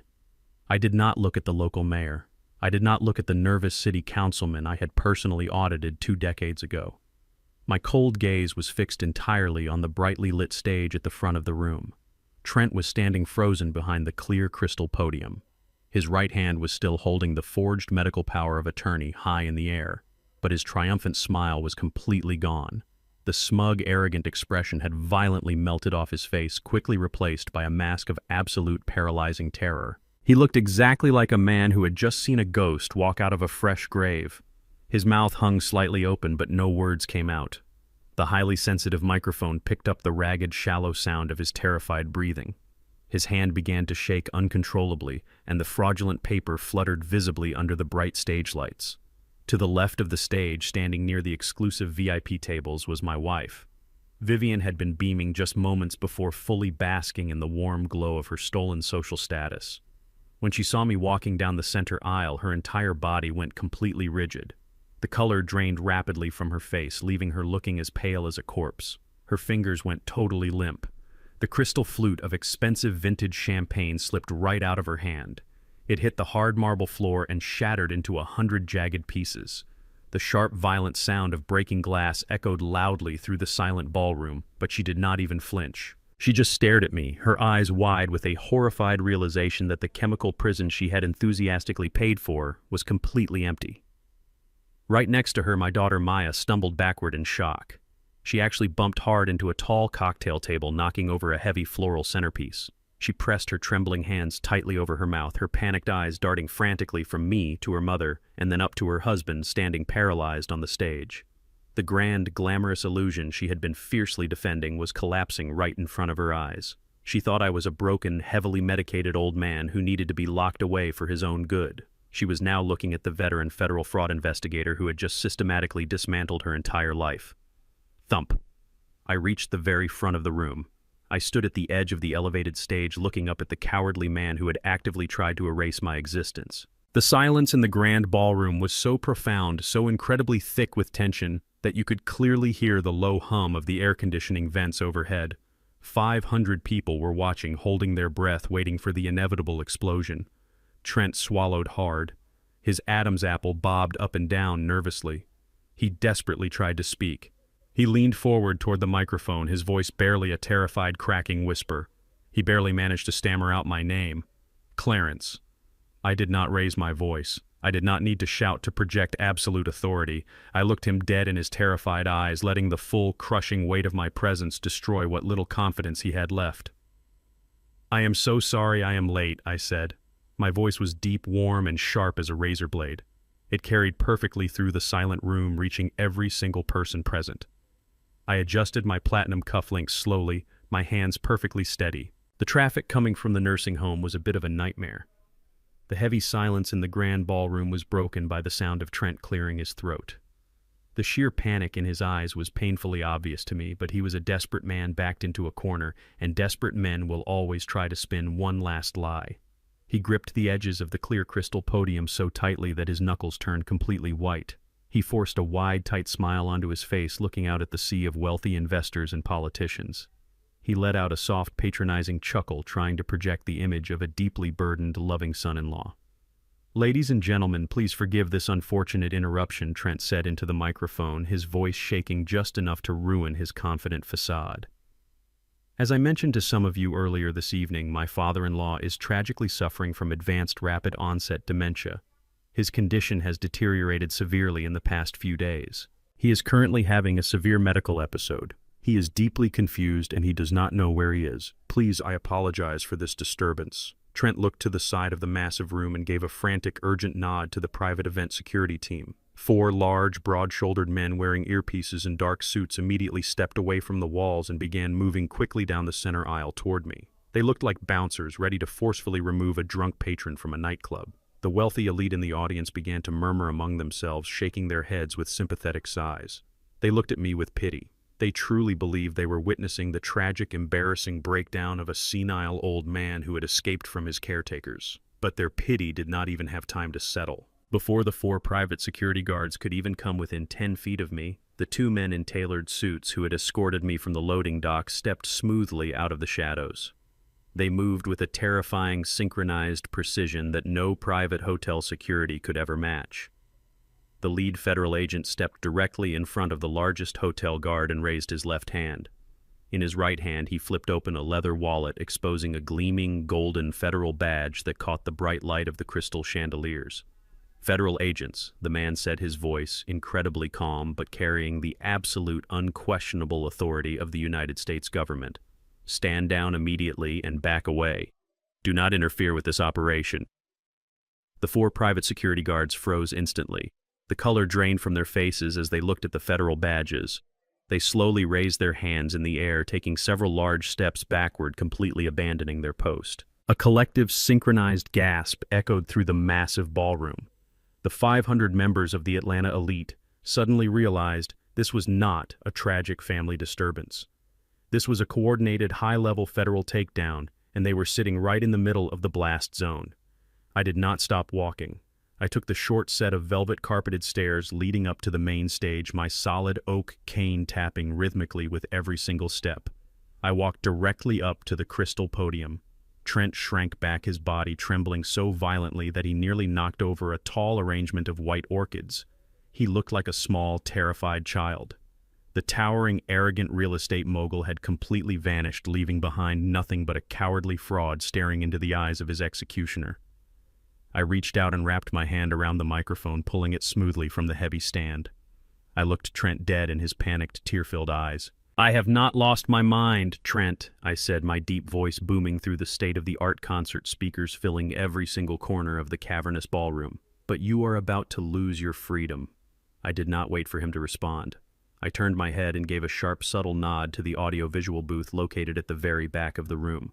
My attorney Marcus had already secured the control room with another undercover federal agent 10 minutes before I walked through the doors. The massive high-definition LED screens towering behind the stage, which had been proudly displaying the Vanguard Real Estate logo in bright gold letters, suddenly went completely black. The room went dark for one terrifying second. Then the screens flickered to life. It was not a corporate presentation. It was the hidden camera footage from my own living room. The video quality was crystal clear, magnified 50 times its original size for the entire elite society of Atlanta to see. There, towering over the stage, was the image of Trent sitting on my leather sofa, leaning closely toward my wife, Vivian. The audio technician in the back turned the volume up to maximum capacity. Trent's own voice, captured perfectly by the hidden microphone, thundered through the ballroom. 3 drops in his coffee every morning. It mimics Alzheimer's perfectly. We need him incapacitated by the end of the month. Once the doctor signs off on his mental decline, we can activate the power of attorney. We need that land, Vivian. The reaction in the ballroom was instantaneous and catastrophic. It was an explosion of pure, unadulterated horror. Wealthy socialites screamed out loud, covering their mouths with trembling hands. Men in expensive tuxedos shouted in absolute disgust. Several people actually dropped their champagne glasses, letting them shatter on the marble floor. On the screen, my wife nodded slowly, taking the dark glass vial of poison and slipping it into her pocket. "I do not want any legal issues." Her giant, magnified face projected her chilling complicity to the entire city. I looked out into the crowd. Vivian was standing exactly where I had seen her earlier, but she was no longer the radiant queen of the ball. She was completely broken. People were physically backing away from her, staring at her with looks of absolute revulsion and terror, as if she were a literal monster. She sank to her knees right there in her expensive rhinestone gown, burying her face in her hands, weeping hysterically as the reality of her public destruction crushed her. Maya was standing a few feet away, sobbing uncontrollably, shaking her head as the elite crowd she so desperately wanted to belong to looked at her family with pure disgust. But I was not finished. I had not just come to expose a poisoning. I had come to dismantle an entire criminal conspiracy. I gave another nod to the back of the room. The massive screens behind me blinked again. The living room footage vanished instantly, replaced by the extremely tight high-definition angle of my hidden button camera. The crowd fell dead silent again, absolutely captivated by the unfolding nightmare. The screens showed the grand foyer of my house. It showed Dr. Arthur Carter, the expensive, highly respected concierge physician who catered to half the people sitting in this very ballroom. It showed Trent reaching into his tailored jacket. It showed him pulling out a thick, bulging white envelope of cash and pressing it directly into the doctor's hands. The audio was perfectly crisp. "Here is the second half of the 50,000 we agreed on," Trent's voice echoed across the massive room. "Just sign the damn paper and make it look convincing." The crowd watched in breathless horror as Dr. Carter laughed greedily, stuffing the bribe into his briefcase. The European investment manager, the man who was standing on the stage holding the fraudulent $20 million loan documents, turned absolutely pale. He looked at Trent with a mixture of intense fury and utter disbelief. He threw the sleek leather portfolio directly onto the floor of the stage, the forged papers scattering across the polished wood. He backed away from Trent, as if the man were carrying a deadly plague. The entire ballroom erupted into absolute chaos. It was a symphony of shouting, screaming, and furious disbelief. Investors were pulling out their cell phones, frantically dialing their brokers and attorneys, screaming orders to freeze all funds and sever all ties with Vanguard Real Estate. Politicians were rushing toward the exit doors, desperate to distance themselves from the radioactive fallout of the greatest public scandal in Atlanta's history. Trent collapsed. His knees gave out and he fell hard onto the stage floor, landing right next to my polished leather shoes. He curled into a pathetic, trembling ball, pulling his hands over his head as the deafening screams of the angry crowd washed over him. His entire life, his fake wealth, his fraudulent company, and his massive ego had been completely vaporized in less than 3 minutes. I stood above him, leaning on my solid oak cane, watching the total destruction of his world. I did not feel a single ounce of pity. He had dug this massive grave with his own hands, and I had simply provided the spotlight for him to fall into it. Trent pushed himself up from the hard wooden floor of the stage.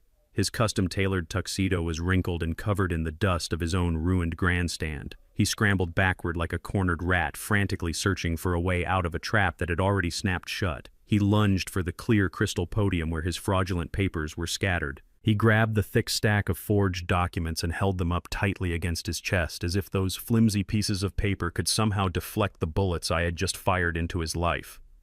"That is fake," he screamed at the top of his lungs, his voice cracking with sheer, unadulterated desperation. "It is all fake. Do not listen to him. He is a sick old man. He is out of his mind. I have the legal power of attorney right here in my hands. He signed it. The doctor signed it. The legacy block is mine. It legally belongs to Vanguard Real Estate." He was pointing wildly at the massive blank screens behind us, as if he could magically erase the hidden camera footage the entire city had just witnessed. He looked out at the massive crowd of wealthy investors and politicians, begging them with his wide, terrified eyes to believe his pathetic lie. He was sweating profusely. Thick drops of perspiration rolled down his forehead, ruining his perfectly styled hair. But nobody in that grand ballroom was buying his performance. The crowd was staring at him like he was a dead animal rotting in the hot summer sun. I did not move a single muscle. I just stood there, leaning heavily on my solid oak cane, watching him drown in the shallow puddle of his own massive delusion. Before Trent could scream another desperate lie into the microphone, a new voice echoed across the stage. It was deep resonant and carried the absolute, undeniable authority of the law. "You do not own a single square inch of anything, Trenton." My attorney Marcus walked slowly out from the dark shadows of the backstage wings. He did not look like a man who had come to argue or debate. He looked like a man who had come to deliver a final devastating verdict. He was wearing a sharp-tailored midnight blue suit and carrying a heavy vintage leather briefcase in his right hand. He walked right past the European investor who was still standing near the edge of the stage, staring at Trent in absolute disgust. Marcus stopped right next to me. He placed his heavy leather briefcase directly onto the crystal podium, pushing Trent's trembling hands out of the way. He popped the brass locks. They clicked open, sounding incredibly loud and sharp in the tense, heavy silence of the ballroom. He pulled out a thick, bound stack of official legal documents bearing the heavy, embossed seal of the state of Georgia. Marcus looked out at the 500 wealthy elite in the audience, making sure he had their complete, undivided attention, and then he turned his cold, dark eyes directly onto my son-in-law. "You are holding a piece of paper that you forged," Marcus said, his voice booming through the state-of-the-art sound system with terrifying clarity. "But even if that medical power of attorney were totally real, it would still be completely and utterly worthless." Trent stared at him, his jaw trembling, unable to comprehend what was happening. "What are you talking about?" Trent stammered, clutching his forged papers tighter against his chest. "It gives me total control of his assets. The land is mine." I filed the paperwork. Marcus let out a short, cold, humorless laugh. He picked up the heavy state-stamped document from his briefcase and held it up high for the entire room to see. "The legacy block does not belong to Clarence Vance," Marcus announced to the entire silent room. "It has not belonged to him for exactly 3 weeks. 21 days ago, my client legally and permanently transferred the entire $30 million commercial property into the Vance Family Irrevocable Trust. He surrendered all direct personal ownership. I am the sole managing trustee. You cannot use a medical power of attorney to seize an asset that the patient does not even own. You forged a federal document to steal a ghost, Trenton. You own absolutely nothing." Trent literally stopped breathing. I watched the devastating realization physically hit his body. The color drained from his neck all the way down to his collar.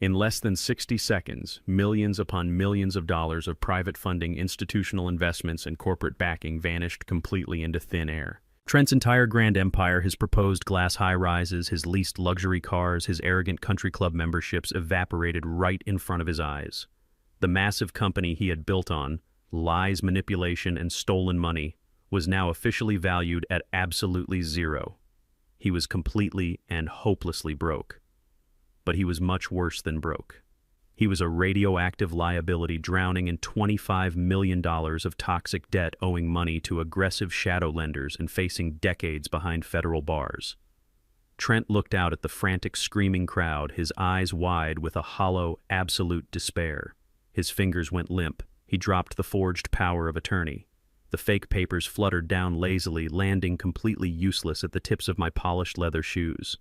He fell back heavily against the velvet stage curtain, covering his pale face with his trembling hands and letting out a pathetic, high-pitched sob. He was a totally ruined man. His financial and social destruction was total, absolute, and irreversible. I stood silently beside my attorney, leaning on my oak cane, watching the wealthy elite of Atlanta tear my son-in-law's life to absolute shreds. I did not lift a single finger to help him. I had tried to protect my family, but they chose to serve me poison. Now they had to sit in the dark and drink it to the very last drop. The chaos in the grand ballroom shifted from frantic financial panic to a heavy, terrified silence as the full weight of the federal government stepped out of the shadows. The wealthy elite of Atlanta, who had been screaming into their cell phones just seconds earlier, suddenly went completely mute. They backed away from the main stage, pressing themselves tightly against the silk-covered walls of the Ritz-Carlton. They recognized the inevitable end of the line. Two senior agents stepped forward from the back of the room.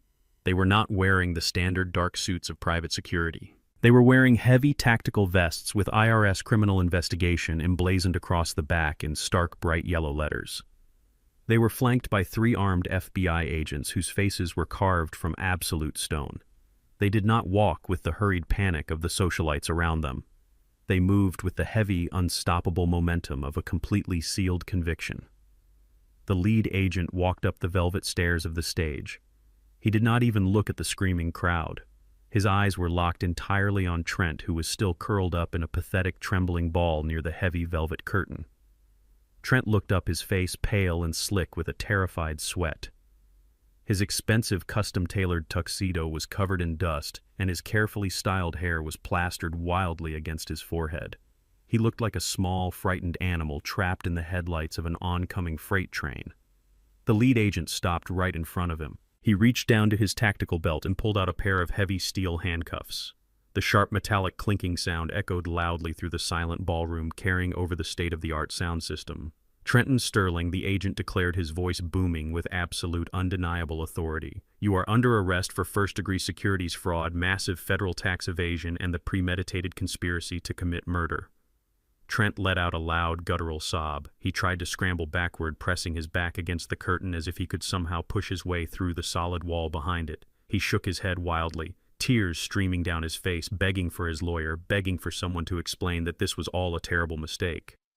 But the agents did not hesitate. 2 massive officers grabbed him roughly by the lapels of his ruined tuxedo and hoisted him violently to his feet.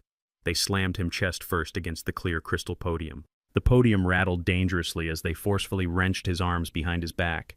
The heavy steel cuffs snapped shut around his wrists with a loud, deafening click. Trent collapsed into a fit of pathetic, high-pitched weeping, completely stripped of his arrogant mogul facade. He was nothing but a broken thief facing decades in a federal cage. But the federal agents were not finished. The lead agent turned away from the sobbing mess on the stage and looked directly down into the VIP section of the ballroom. He locked eyes with my wife. Vivian was standing frozen amidst the shattered pieces of her crystal champagne flute. The women she had spent years trying to impress, the wealthy wives of politicians and hedge fund managers, were now physically recoiling from her. They pulled their expensive silk gowns tightly against their bodies, desperate to avoid brushing against a woman who was about to be handcuffed. Vivian looked around wildly, her eyes wide and frantic, searching the crowd for a single sympathetic face. She found absolutely nothing but cold, disgusted judgment.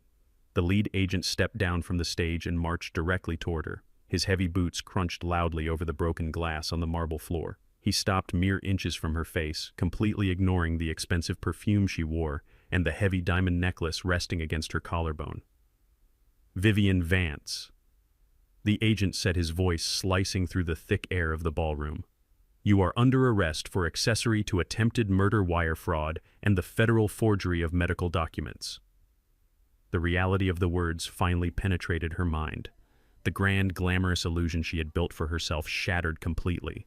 She was not going to walk out of this hotel as the matriarch of a real estate empire. She was going to be escorted out the service elevator in handcuffs and loaded into the back of a federal transport van. The agent reached out to grab her wrist, and in that exact moment, her mind completely snapped. Vivian broke away from his grasp, stumbling awkwardly in her high heels. She lunged frantically toward the stage, throwing herself forward with a desperate, hysterical scream. She dropped heavily to her knees right at the very edge of the elevated platform, right at the tips of my polished leather shoes. The hard impact bruised her knees, but she did not even seem to feel it. She reached out with violently trembling hands and grabbed tight fistfuls of my charcoal gray trousers. She began to weep uncontrollably. It was not a quiet, dignified cry.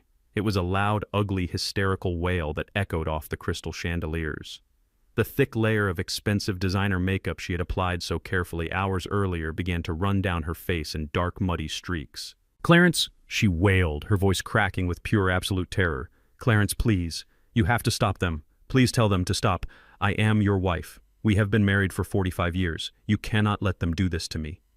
She looked up at me, her face a twisted mask of desperation and fear. She tugged on my trousers, her diamond rings catching the bright stage lights. She thought she could still manipulate me. She thought she could reach deep down and pull on the heartstrings of the man who had loved her for nearly half a century. "Please, Clarence," she sobbed violently, tears and mascara dripping onto the pristine white marble floor. "I swear I did not want to do it. Trent forced me. I only did it for our daughter. I only went along with the plan to make sure Maya was safe and taken care of. I did it for our family, Clarence. Please forgive me." I looked down at the woman kneeling in the dirt at my feet. I did not feel a single ounce of pity. I did not feel a single trace of the love I had carried for her for 45 years. My heart was completely and utterly hollowed out, replaced by the cold, calculating precision of a man who had survived a lethal betrayal. I looked at the hands clutching my trousers, the same hands that had carefully counted out drops of a chemical lobotomy into my morning coffee while humming a cheerful gospel song. She had calculated the exact value of my life and decided it was worth a luxury condo and a few social club invitations. I did not try to pull my legs away from her desperate grip. I stood perfectly still, leaning the weight of my body onto my solid oak cane.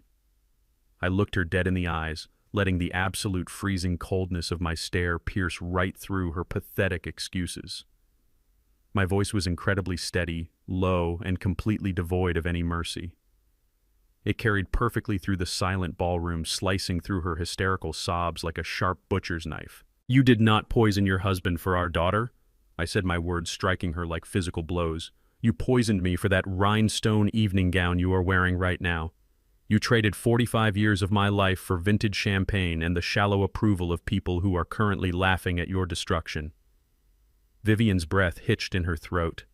Her eyes widened in absolute shock as the full weight of my unforgiving judgment crushed her. "Now let go of my suit," I commanded, my voice echoing with final, absolute authority. "Stand up and try to keep whatever last shred of dignity you have left." Her hands slowly went limp. Her fingers uncurled, slipping away from the fabric of my trousers. She slumped forward, defeated, completely and totally destroyed. Two federal agents stepped up behind her, grabbing her firmly by the arms and pulling her roughly to her feet. They pulled her arms behind her back, and the sharp click of the second pair of handcuffs echoed through the room. They marched her away, her head hanging low, her expensive rhinestone gown dragging heavily across the floor.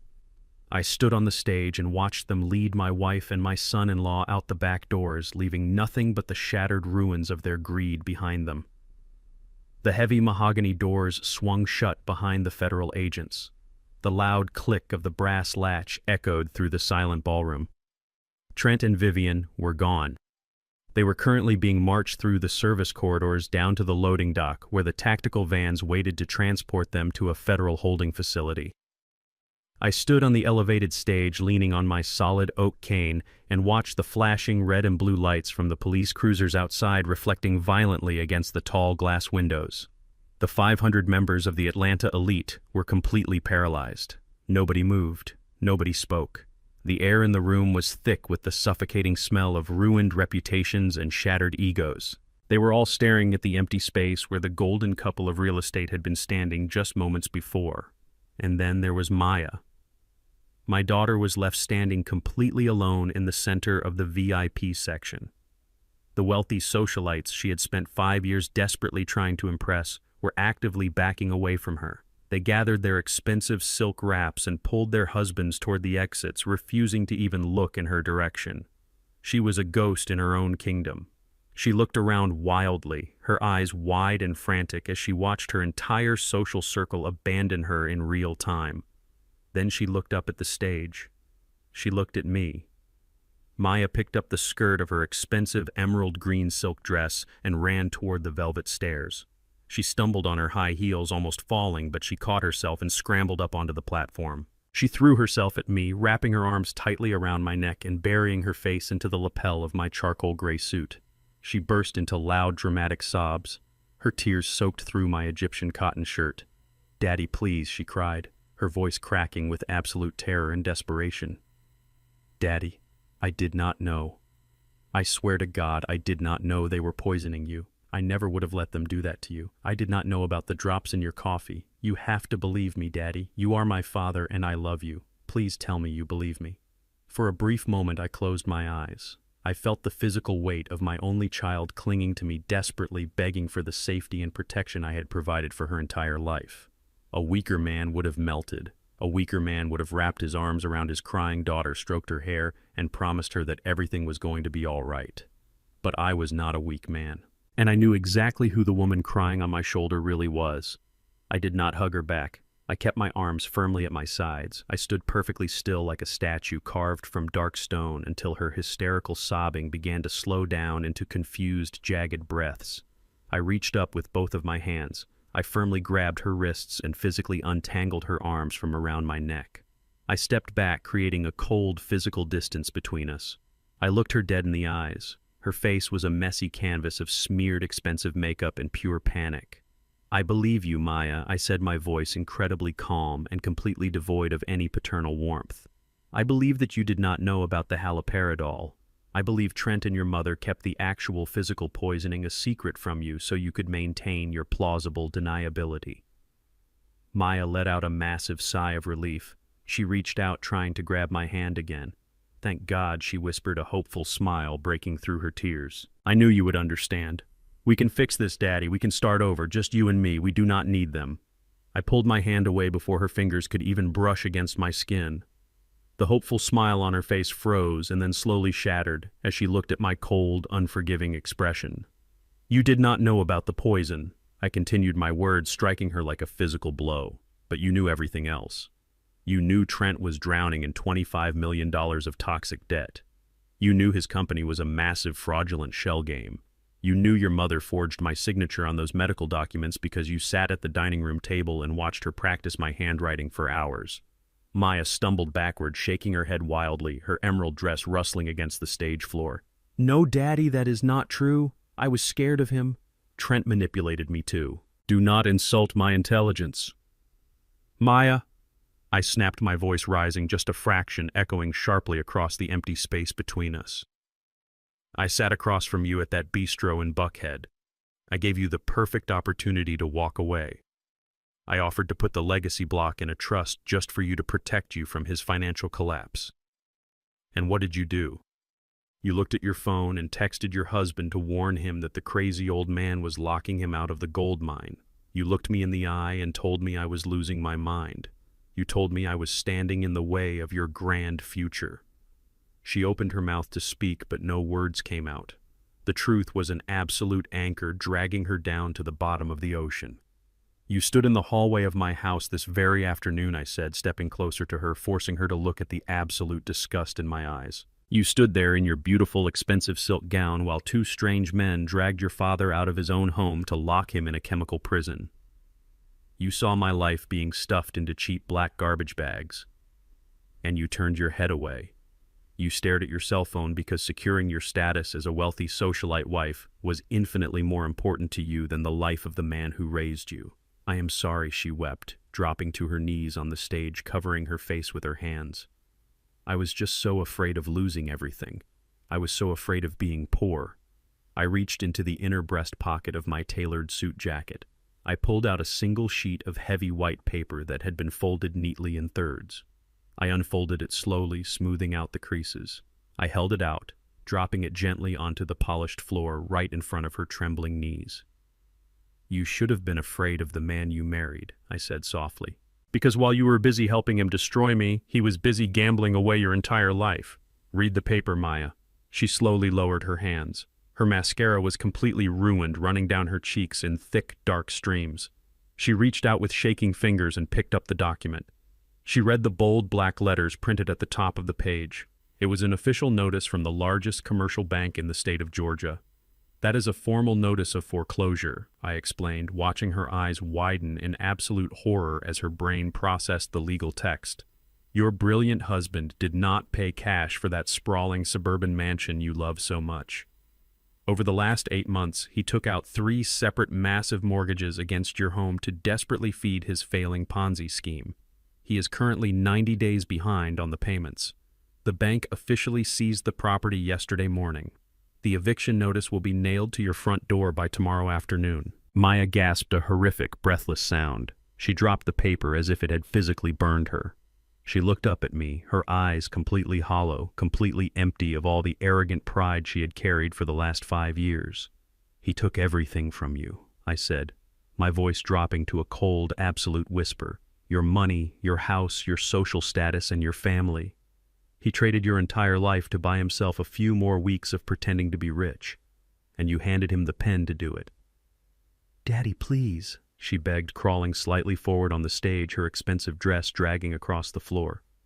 Where am I supposed to go? What am I supposed to do? You cannot just leave me like this. I have nothing. I looked down at the daughter I had loved and protected for 35 years. The final cord tying me to the illusion of my family snapped completely, severing me from the past forever. I gripped the handle of my solid oak cane, adjusting my posture and turning my body away from her. You are officially left with nothing, Maya, I said, delivering the absolute final blow without a single ounce of hesitation. Welcome to the real world. I did not wait for her to answer. I did not look back at the broken, weeping woman on the floor. I walked slowly down the velvet stairs of the stage, my cane thumping rhythmically against the marble. I walked directly down the center aisle of the grand ballroom, leaving her completely alone in the bright, glaring spotlight of her own absolute destruction. It has been exactly 6 months since the ballroom of the Ritz-Carlton became the graveyard for my family. I am sitting at a small wrought iron table outside a quiet sidewalk cafe in downtown Atlanta. The morning air is crisp and clean, carrying the faint scent of rain from the night before. The sun is shining brightly over the city skyline, casting long, warm shadows across the pavement. I am wearing a comfortable tweed jacket and a simple newsboy cap. I do not need to wear the sharp tailored suits anymore. I do not have to project an aura of absolute federal authority to protect myself. I am simply an old man enjoying his morning, completely invisible to the busy people rushing past my table. Across the street from the cafe sits the Legacy Block. It is the exact $30 million parcel of commercial real estate that my wife and my son-in-law tried to chemically lobotomize me to steal. But instead of seeing Trent's soulless glass luxury condos rising into the sky, I see a completely different vision coming to life. The entire block has been transformed into a massive, bustling construction site. There are teams of workers in bright yellow vests operating heavy machinery, laying down solid foundations of steel and concrete. Massive banners are draped across the tall chain-link fencing that surrounds the perimeter. The signs are printed in bold, proud letters. They read, "The Vance Community Empowerment Center." It is not going to be a playground for the wealthy elite. It is going to be a massive state-of-the-art facility dedicated entirely to providing free legal aid, financial literacy programs, and startup capital for young Black entrepreneurs in Atlanta. It will be a place where kids from the very same tough neighborhoods I grew up in can come to learn how to build real, lasting generational wealth. It is entirely funded and protected by the Vance Family Irrevocable Trust. Marcus, My brilliant attorney and oldest friend is managing the entire construction project. I am just sitting here watching my true legacy grow. It is a monument to empowerment built directly over the ashes of their greed. I reach down and pick up the morning newspaper resting on my cafe table. I already knew the verdicts, but seeing them printed in stark black ink on the front page brings a profound, absolute sense of finality. The federal trials were incredibly short. When the United States government possesses high-definition video of you handing a thick envelope of cash to a corrupt doctor and crystal-clear audio of you plotting to poison your husband, your expensive defense attorneys do not have much material to work with. Trenton Sterling, the arrogant real estate visionary who thought he was smarter than everyone else in the room, was sentenced to 25 years in a maximum security federal penitentiary. The Financial Task Force completely eviscerated his Ponzi scheme. His shadow lenders picked his remaining personal assets clean before the ink on his conviction was even dry. The newspaper detailed how he cried in the courtroom when the federal judge banged the gavel. He sobbed like a terrified child, begging for a leniency he had never once shown to anyone else. There was no mercy. He will be an old, broken, forgotten man by the time he ever sees the outside of a concrete cell. Vivian Vance. The woman who shared my bed, my home, and my life for 45 years received a 15-year federal sentence. The judge did not care about her country club memberships, her extensive charity luncheons, or her expensive designer shoes. She was formally convicted of accessory to attempted murder and severe federal document forgery. She traded her sparkling rhinestone evening gowns for a standard-issue orange prison jumpsuit. She will spend the rest of her golden years sitting in a cold, barren room, entirely stripped of the high society status she was willing to kill me to maintain. I felt absolutely nothing reading her name in the paper. The woman I loved died long before she ever picked up that vial of poison. And then there is my daughter Maya. She avoided criminal prosecution because the federal investigators concluded she genuinely did not know about the haloperidol drops. But escaping prison did not mean she escaped the consequences of her profound betrayal. She could not avoid the catastrophic financial apocalypse her husband left behind. The bank immediately seized her sprawling suburban mansion. The aggressive creditors repossessed her luxury imported cars, froze all of her accounts, and liquidated every valuable asset she owned. She was left completely destitute, drowning under a mountain of secondary debts that Trent had secretly attached her name to during his desperate final months. I heard through Marcus that she is currently living in a tiny, cramped, run-down apartment on the far south side of the city. The wealthy socialites she desperately sought to impress abandoned her instantly. She is now working double shifts at a greasy fast food diner, scrubbing sticky floors and flipping burgers just to make minimum payments on her crushing debt. She had looked me in the eye and told me I was standing in the way of her grand future. She had chosen the illusion of wealth over the father who raised her. Now she is experiencing the real world in all its brutal, unforgiving glory. I do not send her money. I do not call her. The cord is completely and permanently cut. A young waitress walks out of the cafe, bringing me back to the present moment. She approaches my table with a warm, genuine smile and places a steaming ceramic mug of coffee gently in front of me. She asks if I need anything else. I thank her politely, and she walks back inside, leaving me alone with my thoughts and the beautiful view of the construction site. I look down at the dark, steaming liquid inside the ceramic mug. I do not have to worry about what is hiding beneath the surface. I do not have to brace myself for the slow creeping fog of a chemical lobotomy. I reach out and pick up the mug. My hands are perfectly steady. The violent tremors that plagued me for weeks are completely gone from my system, washed away by time and medical detox. I bring the hot mug to my lips and take a slow, deep sip. It is pure, unadulterated black coffee. It is not sweetened with fake affection. It is not laced with betrayal or hidden agendas. It is extremely bitter, stinging the back of my throat. But that sharp bitterness is the exact taste of the unvarnished truth. And for the first time in a very long time, it is a truth that finally allows me to breathe. The late afternoon sun cast long golden shadows across the quiet green lawns of the Oakland Cemetery. I walked slowly along the winding stone paths, letting the rhythmic thump of my solid oak cane ground me in the peaceful silence. Far away from the noise of the city and the heavy machinery working on the new empowerment center, this was the only place I truly wanted to be today. I stopped in front of a modest, weathered granite headstone. It did not belong to a famous politician or a wealthy real estate mogul. It belonged to my father, A man who worked two backbreaking jobs his entire life with grease permanently stained into the calluses of his hands. I looked down at his name carved into the stone, and I felt a deep, profound sense of peace wash over my chest. My father was the one who bought the very first small parcel of land in downtown Atlanta over 50 years ago. It was just a rundown brick garage on a forgotten street corner, but to him, it was a kingdom. It was the absolute proof that a black man in the South could own a piece of the earth he stood on.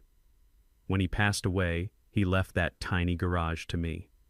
I took his sweat, his sacrifice, and his vision, and I spent decades buying up the surrounding lots one by one until it became the $30 million legacy block. I built an empire on the exact foundation he laid with his bare hands. I stood over his grave and I spoke to him in the quiet evening breeze. I told him that I kept it safe. I told him that his legacy was secure. But I also confessed how incredibly heavy the burden had been.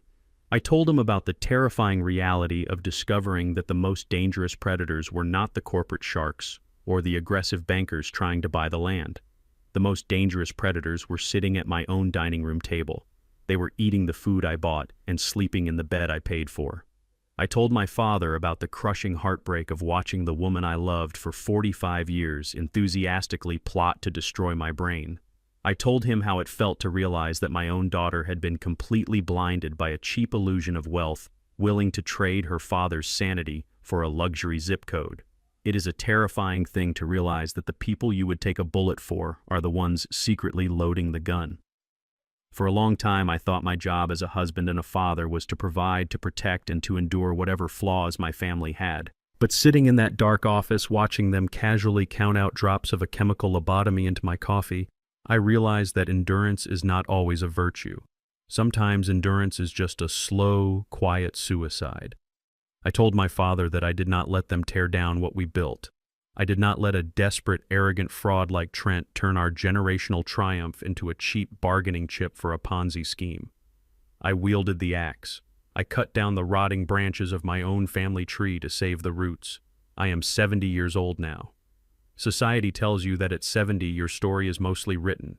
They tell you that you are supposed to quietly fade into the background surrounded by your children and your grandchildren. I do not have a wife anymore. I do not have a daughter who speaks to me.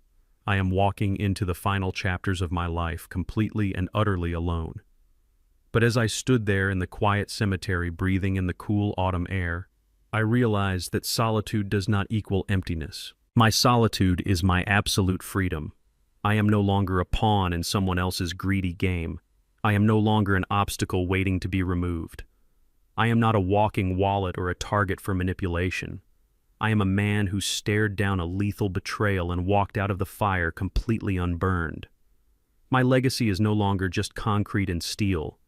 It is the community center rising from the ashes of my son-in-law's ruined empire. It is the future generations of young entrepreneurs who will build their dreams on the exact same soil my father fought so hard to claim. I reached out and rested my hand on the cool granite of my father's headstone for one long final moment. I promised him that I would keep living, keeping my eyes wide open and my mind razor sharp. I turned around and walked back down the stone path toward my car. The sun was finally setting over Atlanta, casting a brilliant, fiery glow across the horizon. My life was not ending. The heavy toxic curtain had simply been lifted and the real show was just beginning. Blood does not make a family, respect and loyalty do. We often close our eyes to the toxicity of our loved ones, believing that endurance is a form of love. But when greed poisons the roots, true love means wielding the axe. Never allow someone to treat you as a disposable stepping stone for their ambitions, regardless of the history you share. Dignity has no expiration date, and justice is not reserved for the young. Sometimes the most profound act of self-love is letting those who dug a grave for you fall into it themselves. Walk away and rebuild. If this story resonated with you, or if you have ever had to walk away from toxic people to protect your own peace, let me know your thoughts in the comments below. Do not forget to like this video, share it with someone who needs to hear this message, and subscribe to the channel for more stories about truth, survival, and ultimate justice. Thank you for watching and stay strong.